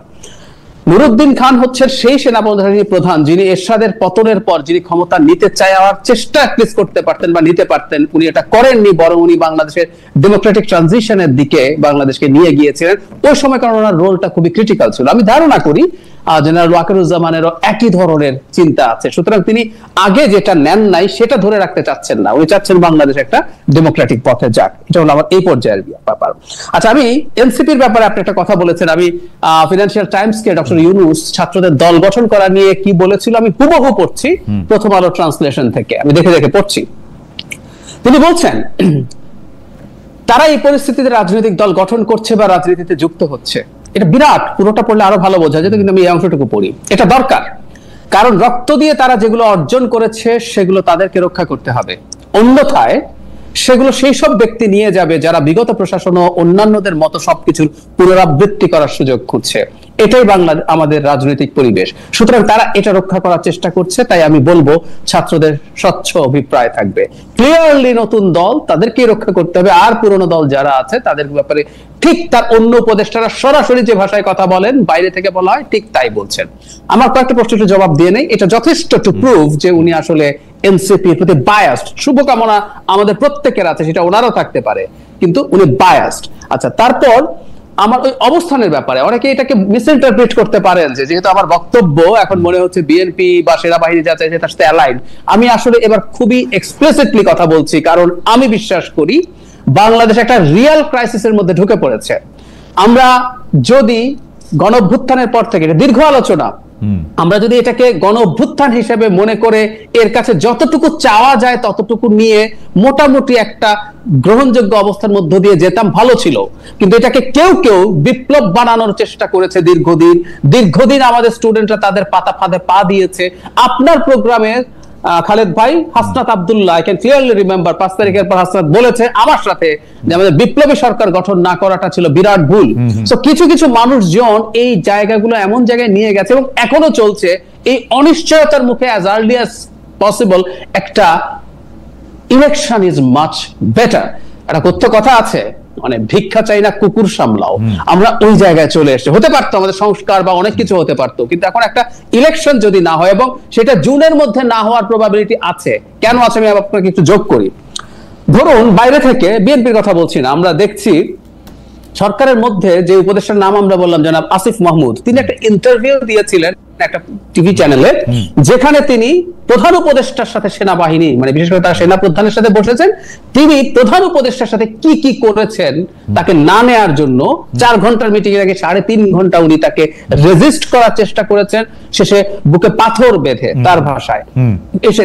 আচ্ছা, এই ক্লিপটা আসার আগে একজন খুবই গুরুত্বপূর্ণ ইনফ্লুয়েন্সার, খুবই গুরুত্বপূর্ণ, পারহ্যাপস মোস্ট ফলোড ইনফ্লুয়েন্সার ঘোষণা করেছিলেন 2 দিন আগে যে ওয়াকারুজ্জামানের জন্য তিনি একটা বিরাট ঔষধ আনতেছেন। লেভেনচুস এই শব্দটা ব্যবহার করেছেন। তারপরে না জনাব আসিফ মাহমুদ সজীব ভুঁইয়ার এই ভিডিও দেখিয়ে উনি বলছেন দিস ইজ দ্যাট। তার মানে একজন উপদেষ্টা সরকারে বসে এই কাজ করছেন তার সাথে কানেক্ট হয়ে। আচ্ছা, সেই ভদ্রলোক কিন্তু 5 বছরের সরকার চাইছে, সেই যার সাথে কোলাবোরেট করে আসিফ মাহমুদ এটা করছেন। আরেকটু যোগ করি, তিনি যে সেই প্রবাসী ইনফ্লুয়েন্সার যিনি নিজেকে অর্জুন বলে জনাব খলিলুর রহমানকে কৃষ্ণ বলেন, সেই কৃষ্ণ সরকারে, এবং সেই কৃষ্ণকে আমি এখন ডিফ্যাক্টো ডেপুটি চিফ অ্যাডভাইজার বলে মনে করি। একই অঙ্গে এত রূপার কারণ নাই। তিনি হাই রিপ্রেজেন্টেটিভ রোহিঙ্গার, তখনই উনি মন্ত্রী, তারপর উনি তার জন্য ইতিহাসে প্রথমবারের মতো ন্যাশনাল সিকিউরিটি অ্যাডভাইজার করা হলো এবং তাকে ডিফেন্স মিনিস্ট্রির দায়িত্ব দেওয়া হয়েছে। এবং আল জাজিরার রিপোর্টেও এসছে তিনি এসে পরবর্তীতে সেনাপ্রধানকে সরানোর চেষ্টা করছেন। আমি যদি এই অঙ্ক করি, সেনাপ্রধানকে সেই ইনফ্লুয়েন্সাররা প্রথম দিন থেকে টার্গেট করছেন নানান রকম ইস্যু দিয়ে। কিন্তু আমি যদি বলি টার্গেটের মূল কারণ হচ্ছে উনি ইলেকশনটা চাইছেন, ওনাকে রেখে ইলেকশনটা অনেক পেছনে। একটা ছোট্ট প্রশ্ন করি। জি, বিশ্ববিখ্যাত, বিশ্বের সবচেয়ে বড় ইনফ্লুয়েন্সার যার কথা আপনি বললেন, plus doctor Mohammad Yunus, plus Asif Mohammad Sajeeb Bhuiyan সরাসরি বলছেন যে কি বলে এটার নাম কি, বা সেনাপ্রধানের ব্যাপার, সেনাপ্রধান বলেছেন বুকে পাথর বেঁধে ডক্টর ইউনূসকে তিনি মেনে নিলেন, প্লাস ডিফেন্স মিনিস্টার যিনি আরো অনেক ক্ষমতাবান, কৃষ্ণ, অর্জুন, নাগার্জুন, অনেক কিছু আমরা বলতে পারি, তারা সবাই মিলেও যে সেনাপ্রধানকে সরাতে পারলেন না, এক চুল তার কোনো কিছু করতে পারলেন না, সেনাপ্রধান এখানে টিকলেন কি করে? তাইলে কি তারা যেটা বলতেছেন এটা সত্য? সেনাপ্রধানও কি বিএনপির সাথে, ইন্ডিয়ার সাথে মিলে একটা আলাদা প্যাক্ট করতেছেন? আপনি বলতেছেন ডিফেক্টো যাকে ডেপুটি প্রাইম মিনিস্টার, সেই ডেপুটি প্রাইম মিনিস্টারের কি অনেক বেশি ক্ষমতা আমরা দেখতে পাইতেছি? তাকে তো আমার একটা জোক মনে হইতেছে। কেন? সেই করিডোরের জায়গায় একটা ত্রাণের জায়গায় একটা করিডোর, যেটা উনি করতেছেন এইটাই বলতে পারতেছেন না। মানে দেখেন, ক্ষমতা তো আসলে খালি পাওয়ার প্র্যাকটিস করে না, আপনাকে তো বুঝতেই হইব যে আমি ক্ষমতা বানো বটে। মানে মঞ্জু ভাইয়ের মতো নিরিবিলি ক্ষমতা, নীরব কবিত্ব তো কবিত্ব না। তো ওইটার ক্ষেত্রে তো আমি নীরব ক্ষমতা দেখতে পাচ্ছি। নীরব ক্ষমতা তো ক্ষমতা না আসলে। না, হ্যাঁ খালেদ ভাই, আমি মনে করি ঘটনা যেটা হয়েছে, ওনারা for the time being fail করেছেন, এটা তো ফ্যাক্ট। যেমন ধরুন আমি আমাকে এই প্রশ্ন করার চেষ্টা করেছি, আমি এখানে এই প্রশ্নটা একটু ছেড়ে দিতে চাই। সেটা হচ্ছে আমি যে বলেছিলাম যে এই মুহূর্তে যদি সরকারের বাইরে বাকি দুটো পাওয়ার সেন্টার বিএনপি এবং সেনাবাহিনী, সরকার কিন্তু একসাথে দুটোর সাথে ফাইট করতে নেমেছে। এটাও আমার কাছে কিন্তু খুব স্মার্ট মনে হয় না। এবং ওই ফাইট চলতে চলতে ওই যে সরকারি কর্মচারী যে আইন, সেটা তারা কার্যকর করে দিলেন। টেকনিক্যালি মনে হয় ঠিক আছে, এটা যদি করিও এই কেওসের মধ্যে না করি, এই দেখেন তারপর কিন্তু তাদেরকে এটা থেকে সরেই আসতে হলো। তো সরকারের খোয়াব আছে, আমি শব্দটা এটাই বলতে চাই একটু ডেরিভেটরি ঢঙে, কিন্তু খোয়াবটা কিভাবে করা উচিত, কিভাবে করব, তার শক্তি কতটুকু, আমার ধারণা সরকার তার নিজের শক্তির অ্যাসেসমেন্টে ভুল করছে। এজন্যই বলছি আমি ওই যে মঞ্জু ভাই যেটা বলছিলেন যে উনি যদি ইলেকশন দিয়ে দেয় তাহলে কি আমরা সরি বলবো কিনা, আমার উত্তর হচ্ছে সরি বলবো না। সরি কেন বলবো না জানেন? ইলেকশন ইচ্ছা মতো দেয়া আর একটা ইলেকশন দিতে বাধ্য হওয়া, this two things are not the same. উনি ইলেকশন দিতে বাধ্য হয়েই হয়তো শেষ পর্যন্ত যাবে। আমি বিশেষ করে টোকিওতে তার জাপানে তার বক্তৃতা শোনার পর মনে হয়েছে সেটা আসলে ধন্যবাদ পাওয়ার মতো ব্যাপার হবে না। আমি এটুকু বলে এই অংশে আমি শেষ করছি। গতকাল আমাকে মানবজমিনের মতিউর রহমান চৌধুরী ভাইয়ের প্রোগ্রামে ছিল, জিজ্ঞেস করছেন এসব করে উনি তাহলে কি অর্জন করবেন এত কিছু করে। তো আমার উত্তর ছিল অসম্মান অর্জন করবেন। আমি খুব দিব্য চোখে দেখতে পাচ্ছি উনি অসম্মানের সাথে বিদায় হওয়ার পরিস্থিতি তৈরি হয়েছে। একটা সময় বলতাম যে কারো কারো আছে একটা অংশ তাকে এটা বোঝাচ্ছে, আর ভুল বোঝানো না, ওনাকে রক্ষা করার জন্য বলতে গিয়ে লজ্জা লাগে। মানে শেখ হাসিনার সময় আমরা এগুলো নিয়ে খুবই কঠোর ভাবে সমালোচনা করেছি। যে মানুষকে ভুল বোঝানো যায় সেই মানুষ এই টার্মোয়েলের টাইমে ক্ষমতায় থাকা itself is a problem. So আমার এখন ইন্টারপ্রিটেশন আমি এভাবে করতে চাই যে তিনি নিজেই যথেষ্ট অ্যাক্টিভলি এর মধ্যে আছেন এবং এটাই আমাদের সংকটের কারণ। এন্ড বটম লাইন, যদি এই সম্ভাবনা খুব কমও থেকে থাকে, আমাদের সময়টা এত বেশি ক্রুশাল, আমাদের ডেমোক্রেটিক ট্রান্সফরমেশন এত বেশি জরুরি, আমাদের স্টেটের সিকিউরিটি আর সভারেন্টি এত বেশি অ্যাট স্টেক, কম সংখ্যক সমস্যা থাকলেও আমাদেরকে যথেষ্ট বেশি শোরগোল করা দরকার। আমরা আসিফ মাহমুদ সজীব ভাই যেরকমটি বলে থাকেন, আসলেই সেনাপ্রধান বুকে পাথর বেঁধে ডক্টর ইউনূসকে মেনে নিয়েছিলেন? এটা কি আপনি জানেন? দেখেন তার এই ক্লেমটা ঠিক? এই কথাটা আসিফ মাহমুদ সজীব ভুঁইয়া বেশ কয়েকবার বলেছেন এবং এটা এইভাবে বলা যে ঠিক হয় নাই, বলা ঠিক না, আমরা ক্লেমটা ঠিক কিনা আসলে তার ছিল, রিজার্ভেশন ছিল ডক্টর ইউনূসের নিয়া ওয়াকার সাহেবের। আমার কথা ওই যে আমাদের নিয়মে বলেছেন না সবকিছু নিয়ম মতো চলবে, নট নেসেসারিলি, আমি কিন্তু ওই কথা বলবো না। আমি যদি বলি তাহলে সবার ক্ষেত্রে এটা প্রযোজ্য হবে, আর আমি যদি বলি যে না নিয়ম মতো চলতে হবে তাহলে সবার ক্ষেত্রে নিয়ম মেনে চলতে হবে। এখানে বায়াসনেস করা চলবে না। আমি যেটা বলি এটা ইতিহাসে প্রমাণ হবে। বলেছেন কি বলেন আজকে প্রযোজককে বইলা সময় একটু বাড়াইছি যখন আপনার একটু প্রশ্নটা করি। যেমন আমার একটা ধারণা ছিল যে আমরা সবাই মিলে প্রফেসর ডক্টর মোহাম্মদ ইউনূসকে সরকার প্রধান হিসেবে মাইনে নিয়েছিলাম। এখন আসিফ মাহমুদ সজীব, অ্যাকর্ডিং টু আসিফ মাহমুদ সজীব ভুঁইয়া, সেনাপ্রধানই এটা মানে নাই। এরকম না মানার কাতারে আর কে কে ছিলেন? মানে উনি কি আসলে মানে নাই? মানে মঞ্জু ভাই মানছিল, সবাই মিলে কি ডক্টর ইউনূস চাইছিল? এটা একটু বললেন। আমি আপনাকে বলি ডক্টর ইউনূসকে সবাই মিলে মানছিল। ছাত্ররা মির্জা শুধু সেনাপ্রধান বাদে না, সেনাপ্রধানও মেনেছে। সেনাপ্রধান যে প্রশ্নটা তুলেছেন, আমি যতটুকু জানি, বুকে পাথর চাপা দেওয়ার বিষয়টা আমি জানি না, আমি জানি যে সেনাপ্রধান বলেছেন উনি তো কনভিক্টেড, ওনাকে রাষ্ট্রীয় প্রধান দায়িত্বটা দেয়া যাবে কিনা। তখন ছাত্ররা বলেছে যে হাসিনার কোনো বিচার আমরা মানি না, শেখ হাসিনার কোনো বিচারই আমরা মানি না। তো এই জায়গা থেকে তখন যখন হার্ড কথা যাচ্ছিল এবং ছাত্ররা একটা পর্যায়ে বলেছে যে তাহলে আপনারা আপনাদের পথে যান, আমরা আমাদের পথে আছি। তো ডক্টর মোহাম্মদ ইউনূস তারপরে আসিফ মাহমুদ সজীব ভুঁইয়াকে বললেন যে তুমি এটা টেলিভিশনে গিয়ে বইলাও আসো। না, এটা ধরেন এই আলোচনাগুলো আমরা না করি, এই ধরনের আলোচনাগুলো, কারণ এগুলো থেকে তো খুব ভালো কিছু আসবে না। আমরা তো এটা বললেও হবে না। আসিফ মাহমুদ সজীব ভুঁইয়া এটা বলেছেন, এটার প্রতিবাদ করতে পারেন সেনাপ্রধান অথবা যারা ওখানে উপস্থিত ছিলেন তারা। আচ্ছা, এটা আমি আর আপনি শুধু ধারণাই করতে পারবো, আমরা কিছু বলতে পারবো না। এনিওয়ে, আমরা পুরানো কাসন্দি আমি ঘাটতে চাচ্ছি না। আমি আপনাকে যেটা বলতে চাচ্ছি, তাহলে সেনাবাহিনীর প্রধান যখন অ্যাড্রেস করেছে নেশনকে, সেনাবাহিনীর প্রধান যখন সকল রাজনৈতিক নেতাদেরকে ওনার সেনা ভবনে ডেকেছেন, সেনাবাহিনীর এটা উনি যে নিয়ম লঙ্ঘন করেছেন বা উনি যে ওনার চর্চার ক্ষমতার বাইরে করেছেন, এই প্রশ্নটা তো আমরা কেউ তুলছি না। আমরা তো ওনার ডাকে সরাসরি সবাই ক্যান্টনমেন্টে গিয়েছি। তাহলে এখন কেন আমরা প্রশ্ন তুলছি যে সেনাবাহিনী প্রধান নির্বাচনের ডেট নিয়ে কথা বলতে পারবেন না? এটা খুব যৌক্তিক কথা না? এই কথাটা জাহেদ ভাই তুলেছেন। এখন আমি আপনাকে বলি, সেনাবাহিনী প্রধানের কথাগুলোর মধ্যে যৌক্তিকতায় আমি কোনো ঘাটতি দেখি না, কারণ উনি ইতিহাসের একটা কঠিন সময়ে গুরুত্বপূর্ণ দায়িত্ব পালন করেছেন এবং এখনো করছেন। এখনো বাংলাদেশ সেনাবাহিনী ইনভলভ না হলে কোনো কেওয়াস, রাস্তায় যে সমস্ত মারামারি গন্ডগোল ঝামেলা হচ্ছে, কোনো কেওয়াস আমরা হ্যান্ডেল করতে পারছি না। প্রশ্ন হচ্ছে একটা, আমি আপনাকে বলি, একটা হচ্ছে যৌক্তিক, আরেকটা হচ্ছে কৌশলগত। একটা হচ্ছে নীতিগতভাবে সঠিক, আরেকটা হচ্ছে কৌশলগতভাবে ঠিক কিনা। সেনা প্রধানের এই বক্তব্যগুলো নীতিগতভাবে সঠিক, কৌশলগতভাবে আমি একটু কনফিউজ যে সঠিক না। কেন বলছি আমি আপনাকে? কারণ সেনাবাহিনী প্রধান সম্পর্কে পাবলিকলি যেটা ধারণা বা স্পষ্ট, উনি শেখ হাসিনার আত্মীয়, দ্বিতীয় হচ্ছে উনি শেখ হাসিনার সময়কার সময় সেনাপ্রধানের দায়িত্ব পালন করেছেন, সেই সময়েও রাষ্ট্রের নানা নিয়ম শৃঙ্খলা গণহত্যার মতো ঘটনাগুলো ঘটেছে, নানা ধরনের গুম খুন, আপনার কি বলে যে আয়নাঘরের ঘটনাগুলো ঘটেছে। তো উনি যখনই আমরা যে সমস্যাটা ফিল করি, আমার একটা কথা বিএনপির শুনেন, একটু আমাকে বলতে দেন, আপনি তারপর বলতে পারবেন। জি, আমরা যখন আমার একটা কথা যখন বিএনপির পক্ষে যায় বিএনপি খুশি হয়, আবার বিএনপির বিপক্ষে গেলে বিএনপি অখুশি হয়। ঠিক তেমনি ভাবে আমাদের যে সমস্ত ইনফ্লুয়েন্সাররা যখনই দেখেছে সেনাবাহিনীর এই কথাটা উনাদের নীতির বাইরে গেছে, তখন ওনারা চ্যালেঞ্জ করেছেন যে সেনাবাহিনীর প্রধান তো হাসিনার আত্মীয়, উনি তো আগে এটা করেন নাই, আগে সেটা করেন নাই, আগে প্রতিবাদ করেন নাই, সমস্ত কথাগুলো বলেছেন। এখন প্রশ্ন হচ্ছে যে সেনাবাহিনী প্রধানের সমালোচনা আমরা করতে পারবো কিনা? আমরা ডক্টর ইউনূসের সমালোচনা করছি, আমরা খালেদা জিয়া যখন প্রধানমন্ত্রী ছিল ওনার বিরুদ্ধে রাস্তায় স্লোগান দিয়েছি। একটু দ্রুত বলতেন ভাই, একটু দ্রুত শেষ করতেন, আরো অনেকগুলি প্রসঙ্গ ছিল। আমি যেটা বলতে চাচ্ছি যে আমি আবারও ডাক্তার জাহেদের ওই কথাটাকে রেফার করছি যে উনি বলছেন সবকিছু নিয়ম মতো চলবে, নট নেসেসারিলি। আমরা এমন একটা সময় পার করছি এখানে সবকিছু নিয়ম মতো চলছে না, এই জন্য আমি যারটা পাচ্ছি তাকে সহায় দিচ্ছি, কিন্তু নিজের ত্রুটিটা আমরা বলছি না।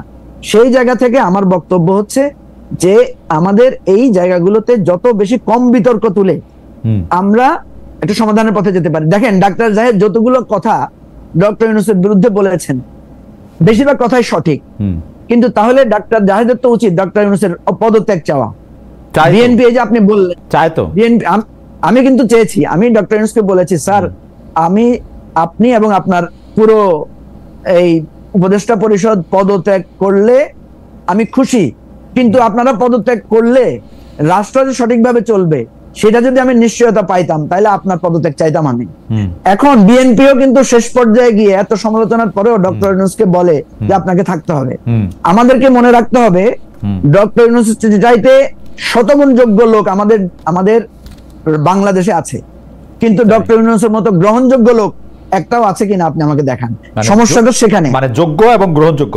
আচ্ছা, আপনি একটু ছোট করে একটু মন্তব্য করুন তো, মানে আপনি যোগ্যতা এবং গ্রহণযোগ্যতা, আমার কাছে মনে হয় ডক্টর ইউনূস যে অ্যাসাইনমেন্ট হাতে নিয়েছেন সেই অ্যাসাইনমেন্টটা ওনার শেষ করা উচিত, এবং শেষের আগে যত কম বিতর্ক করা যায়। মঞ্জু ভাই, আমি কিন্তু খুব বিনয়ের সাথে আমি বলতে চাই এই বিতর্কগুলি কিন্তু আমরা করি নাই। আপনি দেখেন করিডোর নিয়ে যে কথা উঠছে এটা আমরা শিখাই দিয়েছিলাম ডক্টর ইউনূসের তো পররাষ্ট্র উপদেষ্টারা এটা কইতে। একটা বিতর্কেরও কি আমরা এটার মধ্যে আসছি? আমরা কি ডক্টর ইউনূসকে শিখাই দিয়েছিলাম যে ডিসেম্বর মাসে গিয়া তুমি ইয়ার মধ্যে গিয়ে আপনি গিয়া বইলা আইসেন যে না আওয়ামী লীগ আমি কোনোদিন বহিষ্কার করবো না, কারণ আওয়ামী লীগ বহিষ্কার করা আমার এখতিয়ার না? আমরা কি এগুলি শিখাই দিয়েছিলাম যে আপনি হাসনাত যখন আন্দোলনে আসবে তখন ওদেরকে গরম ঠান্ডা পানি দিয়ে শীতল করে তারপর ওদের কথা আপনি 3 দিন পরে মাইনা নিয়েন?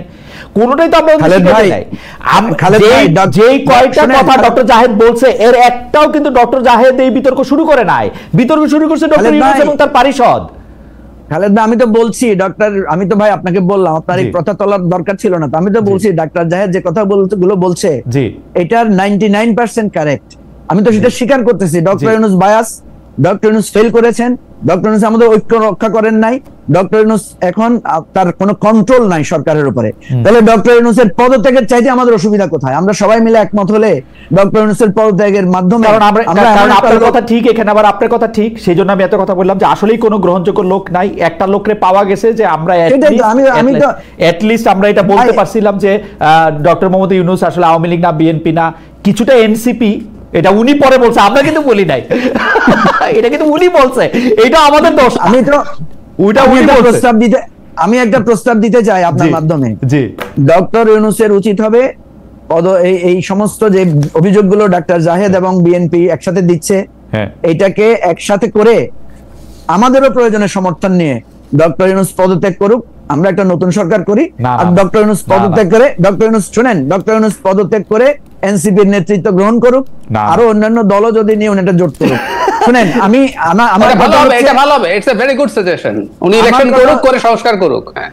আমার কথা হচ্ছে এই কাদা ছোড়াছুড়ি, আমি ডাক্তার জাহেদের মতো একজন ব্যক্তি এই কাদা ছোড়াছুড়িতে ঢুকাটা আমার পছন্দ না, কারণ আমি চাই যে আমাদের গ্রহণযোগ্য লোকের সংখ্যা খুব কম, আমাদের যোগ্য লোকের কোনো অভাব নাই।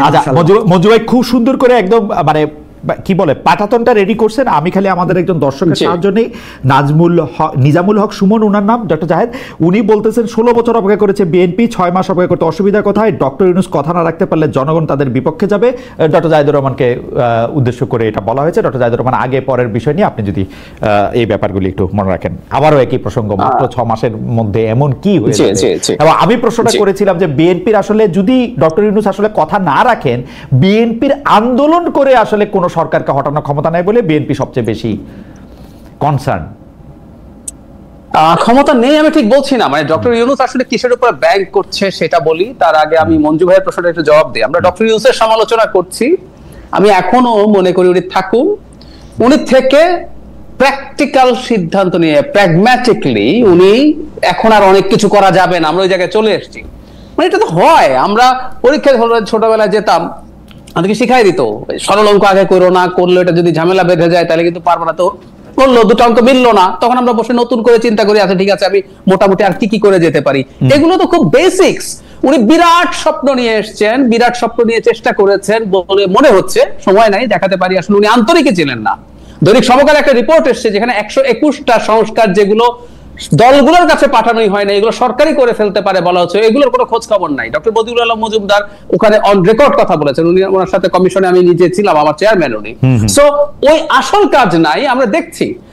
কিন্তু আমি যে কথাটা বলতে চাইছি যে ওনাকে আমরা সমালোচনা আসলে এখনো করছি, উনি যাতে ওনার কোর্স অফ অ্যাকশন ঠিক করেন। সমালোচনা মানে এটা হাসিনার সমালোচনা না।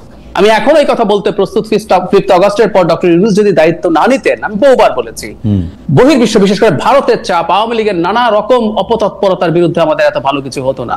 এই টাইমটা উনি পার করে দিয়েছেন। ফ্র্যাঙ্কলি স্পিকিং, উনি তো অলরেডি জানিয়েছেন যে উনি নাও থাকতে পারেন। এটা ট্রিক হোক বা উনি যদি সত্যি অভিমান করে চলে যেতে চান, আমাদের তো আসলে চলতে হবে, এবং আমাদের টার্বুলেন্ট টাইমটাও আমরা কাটিয়ে এসেছি। We might think in a different way. আর আপনি যে কথাটা বলছেন বিএনপি, আসলে বিএনপি ভয়টা ভিন্ন জায়গায়। বিএনপির যে শক্তি আছে, আমি ধরুন বিএনপি রাস্তায় নেমে গেল নির্বাচন নিয়ে, ঢাকার রাস্তায় তারা বসে পড়লো যে আমাকে নির্বাচনের তফসিল ঘোষণা করতে হবে, নাহলে আমি যাবো না, বিভাগীয় শহরগুলোতে হলো। মানে তাহলে সরকার আসলে বিএনপি কে কিভাবে হ্যান্ডেল করবে? সরকার কি শেখ হাসিনা হবে? ডক্টর ইউনূস শেখ হাসিনার মতো এখানে মাঠে মারাত্মক গোলাগুলি করবে, তারপরে তাদেরকে গায়েবী মামলা দেবে, জেলে নেবে, টর্চার করবে, এসব করবে? উত্তর হচ্ছে আমি বিশ্বাস করি না ডক্টর ইউনূসের নিজের সেই ইচ্ছাও আছে। তর্কের খাতিরে ধরে নিলাম শেখ হাসিনা হতে চাইলেন, ওনার সেই আদেশ এক্সিকিউট করার জন্য কি এই পুলিশ প্রস্তুত আছে? উত্তর হচ্ছে না। আমিও মনে করি হয়তো বিএনপি এটা ভাবছে যে ডেডলক যদি খুব বাজে হয়ে যায়, তখন কোনো না কোনো ধরনের ইন্টারভেনশন বা অন্য কিছু হয় কিনা, সম্ভবত তারা সেটা ভেবে থাকতে পারে। সেটা মাথায় রেখেই হয়তো তারা এখন মাঠে থাকার চেষ্টা করবেন এই বিবেচনা করে। কিন্তু সরকারকে নির্বাচনে বাধ্য করার মতো যথেষ্টের বেশি শক্তি পার্টি হিসেবে বিএনপির আছে। ওর মতে জনগণ খুব বেশি কানেক্টেড হোক। ডক্টর জাহিদুর রহমান, এই ব্যাপারটা পরিষ্কার। আপনি আমাকে এই প্রসঙ্গে একটু আপনি আমার কথা বলেন। একই প্রসঙ্গে আমি মঞ্জু ভাইয়ের কাছেও শুনতে চাইবো, সেটা হচ্ছে এনসিপি এবং বিএনপির দাবির মধ্যে ফারাকের জায়গাটা যদি আমরা দেখি। এনসিপি কিন্তু ইলেকশন চায় না এরকম বলে না, ধরেন অন্য পার্টিগুলিও ইলেকশন চায় না এরকম বলে না। এনসিপির যদি আমরা ধরে নেই যে ডক্টর ইউনূসের পার্টি, সেই হিসাবে আমি বলতেছি, তারা বলতেছে কিছুটা সংস্কার করতে হবে, কিছুটা দেখানোর মতো বিচার করতে হবে। আপনি দেখেন সংস্কারে যেগুলি বিএনপির মানলে কোনো অসুবিধাই নাই, বিএনপি সংস্কারের কথা বললে 31 দফা নামের একটি কুমিরের ছানা 4 বার 7 বার 8 বার 49 বার দেখায়। সেই জায়গার মধ্যে থেকে যেইগুলি না মানলে কোনো অসুবিধা নাই, সেইগুলির মধ্যে লাল লাল লাল লাল লাল লাল দাগ দিয়ে রাখছে। কেন? আমার কাছে মনে হয় বিএনপি নির্বাচনের জন্য প্রস্তুত না, এটা আমার হাইপোথিসিস। সেই জন্য বিএনপি এই সংস্কারটা, যদি আজকে বিএনপি রাজি হইতো, জুন মাসের মধ্যে সংস্কার হয়ে যেত, জুলাই মাসের মধ্যে নির্বাচনের তফসিল ঘোষণা হয়ে যেত, অগাস্ট সেপ্টেম্বর অক্টোবর নভেম্বরেই ইলেকশন হয়ে যেত।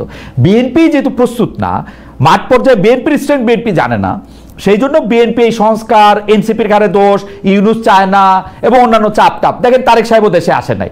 আপনি যদি একটু বলতেন যে আমার হাইপোথিসিস হচ্ছে বিএনপি চায় না ইলেকশন আসলে। আচ্ছা আমি খালেদ ভাই, আমি আপনাকে বলি, আপনি ধরেন ডক্টর ইউনূস, আমি বিএনপির একজন টপ লিডার, আমি বললাম আমি একটা সংস্কারও মানি না। এতক্ষণ পর্যন্ত যতগুলো মানছিলাম এখন ওগুলোও মানি না, আরো যেগুলো মানি না তত আছে, একটাও মানি না। আপনি কি এটার জন্য ইলেকশন দেবেন না? না, আমি দিব, কিন্তু মুশকিল হচ্ছে আচ্ছা এক নাম্বার খেয়াল করেন। জি, তার মানে ব্যাপারটা হচ্ছে এই, আমরা কাউকে ঘাড় ধরে সংস্কার মানা, মানে আমি ইভেন একজন কমিশন চেয়ারম্যান, যিনি ঐক্যমত্য কমিশনের মেম্বার, তিনিও বলছেন যে বল এখন রাজনৈতিক দলগুলোর কোর্টে, তারা সংস্কার মেনে নিলে ইলেকশন হবে। সো সংস্কারের সাথে রিলেট করা হচ্ছে।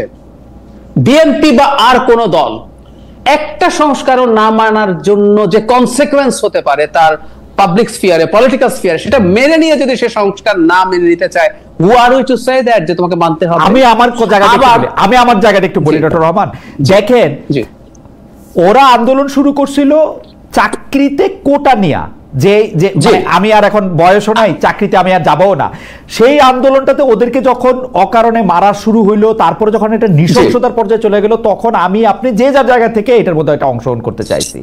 কিন্তু পাশাপাশি তো এইটাও চাইছি দেশটা আরেকটা হাসিনার কাছে না আসুক, পাশাপাশি তো এইটাও চাইছি একই রকম জায়গা থেকে না আসুক। এই জুলাই আগস্টকে কিছুই থাকবে না, আপনার শুধু ক্ষমতা আছে, আপনি বিএনপি, ডক্টর জাহিদুর রহমান, আপনি আমার কাছে এসে বলবেন একটা সংস্কার আমি মানি না, ইলেকশন তো আপনাকে দিতে হবে, এটাই করবেন আপনি। না খালেদ ভাই, আমি 5 তারিখের পর থেকে একটা একাডেমিক ডিবেট অনেকগুলো প্রোগ্রামে করেছি, এবং আমি এইটা যদি কোনোদিন কেউ ব্রডার স্কেলে করতে চায়, আমি তার সাথে করতে প্রস্তুত আছি। সেটা হলো সংস্কার বলে কনস্টিটিউশনাল বা লিগ্যাল কতগুলো জিনিস স্ট্রাকচার ঠিক করে আমরা যদি মনে করি শেখ হাসিনা ঠেকানোর পথ বন্ধ হবে, এটা আটার স্টুপিডিটি। আমি স্টুপিডিটি শব্দটা জেনে শুনে বলছি, and I can debate with anybody। গত 20 বছর থেকে পৃথিবীতে আলোচনা হচ্ছে, আমি একটা বিখ্যাত বইয়ের উদাহরণই দিই, 16 সালে সম্ভবত বেরিয়েছে সে বিখ্যাত বই, হাউ ডেমোক্রেসিস ডাই, লেভিটস্কি আর জিবলাতের। তারপরে দেখিয়েছেন কিভাবে কনস্টিটিউশনাল ফ্রেমওয়ার্কের মধ্যে থেকে দেশে দেশে স্বৈরতন্ত্র আসছে। 2006 সালের পর থেকে ডেমোক্রেটিক ডিক্লাইন চলতেছে পৃথিবীতে। ইউরোপের মাটিতে নিও ফ্যাসিস্ট পার্টি, ইটালিতে ব্রাদার্স অফ ইটালি ক্ষমতায় এসেছে, জার্মানিতে এএফডি, আপনি যে দেশে ছিলেন দীর্ঘদিন, এএফডি ডাবল সিট পেয়েছে। এগুলো সবই ফ্রেমওয়ার্কের মধ্যে দিয়ে হয়েছে। তো আমরা যদি মনে করি এটার মাধ্যমে হাসিনাকে করব, তখন আমার কাছে মনে হয় যে এই ওভার এস্টিমেট করার মধ্যে কোনো প্রবলেম আছে। আমি আপনার বক্তব্যের সাথে একদম একমত, কিন্তু আমি মনে করি মাত্র 2টা সংস্কার, যে সংস্কারের লিস্ট নিয়ে আমি বসছি, সেই 2টা সংস্কার হইলে বাংলাদেশের রাজনীতির 53 বছরের বেশি সংস্কার হবে। একটা হচ্ছে 2বারের বেশি প্রধানমন্ত্রী হতে পারবে না, জীবনেও না, এবং প্রধানমন্ত্রী দলীয় প্রধান পদে থাকতে পারবেন না। আমার এই 2টা দেন, এই 2টার ব্যাপারে আমি আপনার সাথে এটা নিয়েও দ্বিমত করি, একমত হতে পারে তারা। আমি একটা উদাহরণ দেই তাহলে। বিজেপি ক্ষমতায় আসার আগে 14 সালে 4 থেকে 14 কংগ্রেস ক্ষমতায় ছিল। কংগ্রেস ক্ষমতায় থাকাকালীন সময়ে 4-এ যখন প্রথম জিতলো, তখন সোনিয়া গান্ধী প্রাইম মিনিস্টার হবে, উনি কংগ্রেস প্রধান, এই আলাপ হলো, বিজেপি শোরগোল শুরু করলো, উনি তো জন্মগতভাবে ভারতীয় না, কিভাবে সে প্রাইম মিনিস্টার হয়, and she did brilliantly, she decided যে তিনি প্রাইম মিনিস্টার হন নাই। ওই 10 বছর ভারতের প্রাইম মিনিস্টার কি মনমোহন সিং ছিল? আমরা একটু ভালো মতো খোঁজ খবর করলে জানি। সুতরাং আমরা যদি মনে করি এগুলো করলে হবে, আমি আবারও বলছি, প্লিজ খালেদ ভাই, ডোন্ট মিসআন্ডারস্ট্যান্ড মি, এগুলো করা যাবে না, করতে হবে না, আমি তা বলছি না। কিন্তু আমি ভারতের উদাহরণটা দিয়ে দেখলাম, 10 বছর ডিফ্যাক্টো প্রাইম মিনিস্টার আসলে ছিলেন সোনিয়া গান্ধী, প্রতিষ্ঠিত। ওকে ডক্টর রহমান, আপনার সাথে কথা বলা তো খুবই আনন্দদায়ক। আমি বরং এখনকার ভারতের দিকে আপনার দৃষ্টি দিই। অমিত শাহ বিজেপির প্রধান, নরেন্দ্র মোদী প্রধানমন্ত্রী, তার ফলে হয়েছে কি, সবকিছু গোপালগঞ্জে যায় নাই, কিছু কিছু ফরিদপুর মানে পটুয়াখালীও গেছে। তো কিছু কিছু পটুয়াখালী যাওয়ার পরে এই যে ক্ষমতাটার একটু হলো ভাগ হয়, একজন হজরত হয়ে ওঠেন না, এইটারও একটু দরকার আছে। যাই হোক, আপনার কথা আমি শতভাগ আমি আপনার মানলাম। আমরা একটু শেষ প্রসঙ্গের দিকে যাইতেছি, সেহেতু মঞ্জু ভাইয়ের কাছে একটু শুনে আসি। যে মঞ্জু ভাই, আপনার কাছে কি মনে হয় না যে বিএনপি সংস্কার নিয়ে যেরকম দাঁড়ায় আছে সবকিছুর মধ্যে, মানে মানে সংস্কারের মধ্যে থেকে যেগুলি আপত্তি তুলতেছে, বা এনসিপি যেগুলিকে খুব আপত্তির জায়গা বলে মনে করতেছে বা অনেকেই বলতেছেন, সেটা বেশিরভাগই থিওরিটিক্যাল, এটার কোনো প্র্যাকটিক্যাল এটা না। কারণ হাসিনা, সাবেক প্রধানমন্ত্রী শেখ হাসিনা একটা অন্যায়ও করেন নাই সংবিধান দেখা দেখা। একটা অন্যায়ের ক্ষেত্রেও তিনি সংবিধানে কোনো ম্যান্ডেট নেন নাই। সংবিধানে আছে নাকি 3 বছর ধরে আপনি আমির আমির ইলেকশন করবেন 3টা ধরে? আছে নাকি আপনি গুম করবেন? আছে নাকি আপনি কিশোরকে মাইরা ফেলবেন? মুস্তাককে, সরি, কিশোর বাইচে গেছে কোনো মতে। জি খালেদ ভাই, আপনার এই প্রোগ্রামটাকে আমি ভাবছিলাম যে আজকে এক্সট্রাঅর্ডিনারি হবে, কিন্তু এটা খুবই গতানুগতিক অনুষ্ঠান হয়ে গেল। খুবই সরি, কারণ এখানে যে আলোচনাগুলো হয়েছে এগুলা গত 2 মাস, এবং ডাক্তার জাহেদের এই বক্তব্য আমরা আজকে 2 মাস ধরে শুনতেছি বিভিন্ন জায়গায়। আমি ভাবছিলাম যে আপনি একটা ডিফারেন্ট অ্যাসপেক্ট থেকে আলোচনাটা করবেন। রাইট, দেখেন, আমি একটু বলি প্রথম কথা হচ্ছে যে এই পৃথিবীতে বেশিরভাগ গণ অভ্যুত্থানই ব্যর্থ হয়েছে। এই গণ অভ্যুত্থানের সবচেয়ে বড় অর্জন হচ্ছে হাসিনার পালানো, এবং সেটা ইন্ডিয়াতে পালানো। এবং এইবারের মতো যে পতন আওয়ামী লীগের হয়েছে, এটা পৃথিবীতে ক্ষমতাসীন দলের পতনের ইতিহাস যদি লেখা হয়, তাহলে এটা একটা রিমার্কেবল ইতিহাস হয়ে থাকবে। সো এটা একটা বড় আমাদের অর্জন। আর মানে আপনি যেটা বলছেন, আমি এটা বহুবার বলেছি যে সংস্কার এগুলো অ্যাকচুয়ালি কেউ, যে আপনি এখন লাস্ট যেটা বললেন, সংবিধান দেখে দেখে কেউ ফ্যাসিস্ট হয় না। সংবিধান, নিয়ম সবকিছুকেই ওভারকাম করা যায়, এবং পৃথিবীতে মানে ফ্যাসিজমের সূত্রটাই হচ্ছে যে গণতান্ত্রিক মানে শক্তি থেকে, গণতান্ত্রিক দল থেকেই ফ্যাসিজমের জন্ম হয়। সুতরাং এটা আমি আর আলোচনা করতে চাই না।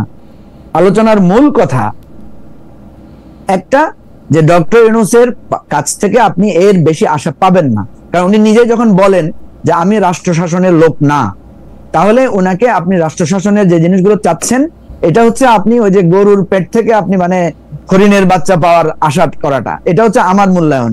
এবারে আসেন আমি একটু অন্য আসপেক্টে কথা বলি। এইটা রাজনীতির বাইরে কিছু রাজনীতি আছে। বিএনপি কেন ইলেকশনের ব্যাপারে সিরিয়াসলি ফোকাসড? যেহেতু বিএনপি জানে ইলেকশনে সে ক্ষমতায় আসতে পারে, এটা হচ্ছে মূল কথা। আমরা যত তাত্ত্বিক কথা বলি না কেন, বাকি দলগুলো কেন আকারে ইঙ্গিতে, কেন এখানে যারা বিএনপির সাথে খুব ভালো সম্পর্ক তারাও নির্বাচন চায়, আর যারা মনে করে যে নির্বাচন করলে আমি ভালো করতে পারবো না বা ইত্যাদি ইত্যাদি, তারা একটু নির্বাচনকে বিলম্বিত করতে চায়। এইটাকে যদি আমরা জিস ধরি, তাহলে আপনি দেখবেন যে এনসিপি কিন্তু পর্দার অন্তরালে বিএনপির সাথে একটা সিট নেগোসিয়েশনে আলোচনা করেছে। সে 70 সিট 50 সিট, এগুলো ডাক্তার জাহেদ জানেন না, আমি মনে করি না ওনার জানার কথা। জানেন না? আচ্ছা, তাহলে আপনি একটু জানবেন, আমি আপনাকে বিভিন্ন জায়গাটায় মানে বিএনপির সাথে আলোচনা করেছে, এটা আপনি বলছেন। যাই হোক, করেছে, জি হ্যাঁ। তাহলে দেখা যাচ্ছে এখানে মূল বিষয়টা যেটা দাঁড়াচ্ছে সেটা হচ্ছে যে আমরা যদি এখন ধরেন হাইপোথেটিক্যালি ধরলাম, কালকে একটা পর্দার অন্তরালে একটা আন্ডারস্ট্যান্ডিং হয়ে গেল, সিট ভাগাভাগি হয়ে গেল, তাহলে দেখবেন ইলেকশন মানে সেপ্টেম্বরে ইলেকশন জন্য সবাই একমত হয়ে যাবে। ঠিক আছে, আমি আপনাকে একটা কথা বলি, এটা অফ দ্য রেকর্ড সবাই জানে যে আমি ধরেন উদাহরণ, আমি ডাক্তার জাহেদকে প্রশ্নটা করতে চাই, আপনাকেও করতে চাই। ধরেন জামাত একটা শক্তিশালী রাজনৈতিক দল, এখন জামাত কিন্তু ইলেকশনের ব্যাপারে একটু পিছ টান আছে, যে ইলেকশন একটু বিলম্বিত হোক, অসুবিধা নাই। বিএনপি যদি কালকে জামাতকে বলে যে আপনাদেরকে আমরা 50টা সিট ছেড়ে দিব, বাহিনী কোনো সঠিক মেজার নিতে পারবে না, এবং এই সরকারের এই ক্ষমতা নাই এই জায়গায় থামাইতে পারে। আপনি দেখেন, আপনি কথা বলেন মঞ্জু ভাই, আপনি আমাদের আর একদম সময় নেই, মানে যতটুকু বাড়া ছিল আমরা 2 মিনিট শুধু ডক্টর জাহেদকে শুনতে পারবো। ডক্টর জাহেদ, আমার প্রশ্নটা হচ্ছে যে পারফরমেন্স এর থেকে বেটার আর হবে না শুধু, কিন্তু আমার প্রশ্ন হচ্ছে পারফরমেন্স বেটার হলে, যেহেতু এটা টিম স্পোর্ট, আমরা যারা সরকারে নাই বা আমরা যারা উনার সমালোচনা করতেছি তারা সবাই ওনাকে সহযোগিতা করেছি কিনা, আমরা যারা স্টেক হোল্ডার আছি, আর হচ্ছে যে বেটার না হলে প্রত্যেক করার কথা উনি বলছেন, আপনি এটার মধ্যে থেকে যদি একটু মন্তব্য করেন, শেষ আমাদের আর আমরা মানে আমি আসলে এটাই এক্সপেক্ট করি, ডক্টর ইউনূস অত্যন্ত প্রাজ্ঞ গণতান্ত্রিক একজন মানুষ, সমালোচনাকে সেভাবে নেবেন, এবং সমালোচনাটাও টাফ হওয়া মানে এইটা উনি যাতে ইন্টারপ্রিট না করেন যে প্রত্যেকে তাকে চলে যেতে বলছে, এটা তার বোঝা উচিত যে তিনি সঠিক পথে নেই, অন্তত কিছু মানুষ মনে করছে। আমি বলছি না তাকে সব আমাদের কথা মতো করতে হবে, কিন্তু উনি একটা রিকনসিডার করবেন, এটা খুব জরুরি। আর যেটা হয়েছে খালেদ ভাই, আমি তো এত খোলাখুলি বলে ফেলতে চাইও না, যারা এই সরকারের বিভিন্ন জায়গায় আছে, আপনার আমার মঞ্জু ভাই সবারই কম বেশি পরিচিত মানুষজন, সুতরাং সরকারের ভেতরে ডিনামিক্সটাও আমরা আসলে খানিকটা বুঝি। সুতরাং বাইরে থেকেও আসলে পরিস্থিতিটা কেমন সেটাও সরকারের দেখা দরকার, তাদের পদক্ষেপগুলো বা তাদের চিন্তাগুলো যে মানুষ বুঝতে পারছে বা অ্যাটলিস্ট সন্দেহ তৈরি হচ্ছে, এটা হলে আমরা মনে করি সরকারটা একটা রাইট ট্র্যাকে থাকার সম্ভাবনা তৈরি হবে। আর আমি এখনো বলছি যে ওই যে মঞ্জু ভাই বললেন যে ব্যালট বাক্স এখানে মারামারি, এটা ব্যালট বাক্স চুরি বা ছিনতাই ঠেকাতে পারবেন না টাইপের কথা প্রধান উপদেষ্টা বলেছেন বলে পত্রিকায় সূত্রের মারফত নিউজ এসছে, সেটা পুরনো কথা। তাহলে তো আসলে জুনে উনি কিভাবে রাতারাতি এই 6 মাসের মধ্যে পেরে যাবেন, এই প্রশ্নগুলো আসবে। এবং তিনি যদি শেষ পর্যন্ত এটা মনে না করেন, উনি যদি না পেরে ওঠেন বলে মনে হয়, শুড ট্রাই। আমরা জানি না যে আমরা পারবো কিনা, তেমন কাউকে পাবো কিনা, আমি এটা অন্তত বলতে প্রস্তুত আছি। আই এম সরি এভাবে বলার জন্য, আমরা ওনাকে সবসময় সমর্থন করেছি। শুরুর দিকে যে জরুরি প্রয়োজন ছিল সেটা অনেক ভালো হয়েছে। শেখ হাসিনা বাংলাদেশকে ধ্বংসস্তূপে পরিণত করেছে, এবং কতটা করেছে এটা ডক্টর ইউনূসের চাইতে আমরা বেশি জানি। আমি আবারও বলছি, ডক্টর ইউনূসের চাইতে বেশি জানি, কারণ মেটিকুলাসলি আমরা এগুলো ফলো করেছি, কথা বলেছি। উনি আসলে বিশ্ব ব্যক্তিত্ব বাইরে ছিলেন, কিন্তু এই ডিস্ট্রাক্টেড সিস্টেমের মধ্যে থেকেও আরো ফার বেটার পারফর্ম করার সুযোগ ছিল। তিনি তার অনেক ক্ষেত্রেই ব্যর্থতার কারণে এটা করে উঠতে পারেন। এক লাইনের কোশ্চেন ডক্টর জাহিদকে দিয়ে শুরু, মঞ্জু ভাইকে দিয়ে শেষ হবে, আমাদের অনুষ্ঠান শেষ করা। সেটা হচ্ছে ইলেকশন কবে হবে বলে মনে করেন? মানে যুক্তি না, মানে এটা একটা ফোরকাস্ট, জ্যোতিষী প্রশ্ন, জ্যোতির্বিদ্যা না। না আমি আগে জাহিদকে শুনি, আপনি শেষ কথা বলবেন মঞ্জু ভাই, আপনি বলবেন শেষ কথা। আমি মনে করি রমজানের আগে ইলেকশন হবে, আশা করি। ওকে, মানে এর বাইরে পারবেন না। আরেকটা কথা যোগ করে রাখি, সরকার সুযোগ নাই, সরকার অর্থনীতির বিরাট সাফল্য দেখাচ্ছে, অর্থনীতির অবস্থা ভালো না, অর্থনীতি সরকারকে বাধ্য করবে ইলেকশন দিতে। ফেব্রুয়ারির আগে মঞ্জু ভাই আপনি বলেন, আপনার মিড ফেব্রুয়ারি মানে রমজানের আগে আর কি। ওকে, মিড ফেব্রুয়ারি। আর মঞ্জু ভাই আপনি বলেন, মঞ্জু ভাই আটকে গেছে। জি, বিএনপি, সেনা প্রধান এবং ডক্টর ইউনূস, এই তিনজন। বিএনপি বলতে আমি আরো স্পেসিফিক্যালি বলি তারেক রহমান, ডক্টর ইউনূস এবং সেনাবাহিনী প্রধান, এই তিনজন যদি দূরত্বটা কমিয়ে এক জায়গায় আসেন তাহলে নভেম্বরে ইলেকশন দেওয়া সম্ভব এবং একটা খুব বেস্ট ইলেকশন আমাদের এখানে সম্ভব। নাম্বার 1। নাম্বার 2 হচ্ছে হবে কবে? না, এটা জ্যোতিষী প্রশ্ন মঞ্জু ভাই, জ্যোতিষবিদ্যা না, এটা জ্যোতিষী প্রশ্ন। আপনি বলেন কবে হবে, কাটটা মিলে সেটা পরে দেখব। যদি এই তিনটা জায়গায় সলিউশন হয়, দূরত্বটা কমে এক জায়গায় আসেন, তাহলে ডিসেম্বর ফেব্রুয়ারি হতে পারে, নাইলে ইলেকশন হবে আরো 2 বছর পরে। ওকে, আপনার কাছে কি মনে হয়, কোনটা মনে হয় আপনার কাছে সেটা বলেন, মানে যদি কিন্তু বাদ দিয়া আমরা পরে এটা মিলাবো, মানে আমরা এটা মনে রাখবো আর কি, কাটটা মিলছে। জাহেদ বলছে মিড ফেব্রুয়ারি।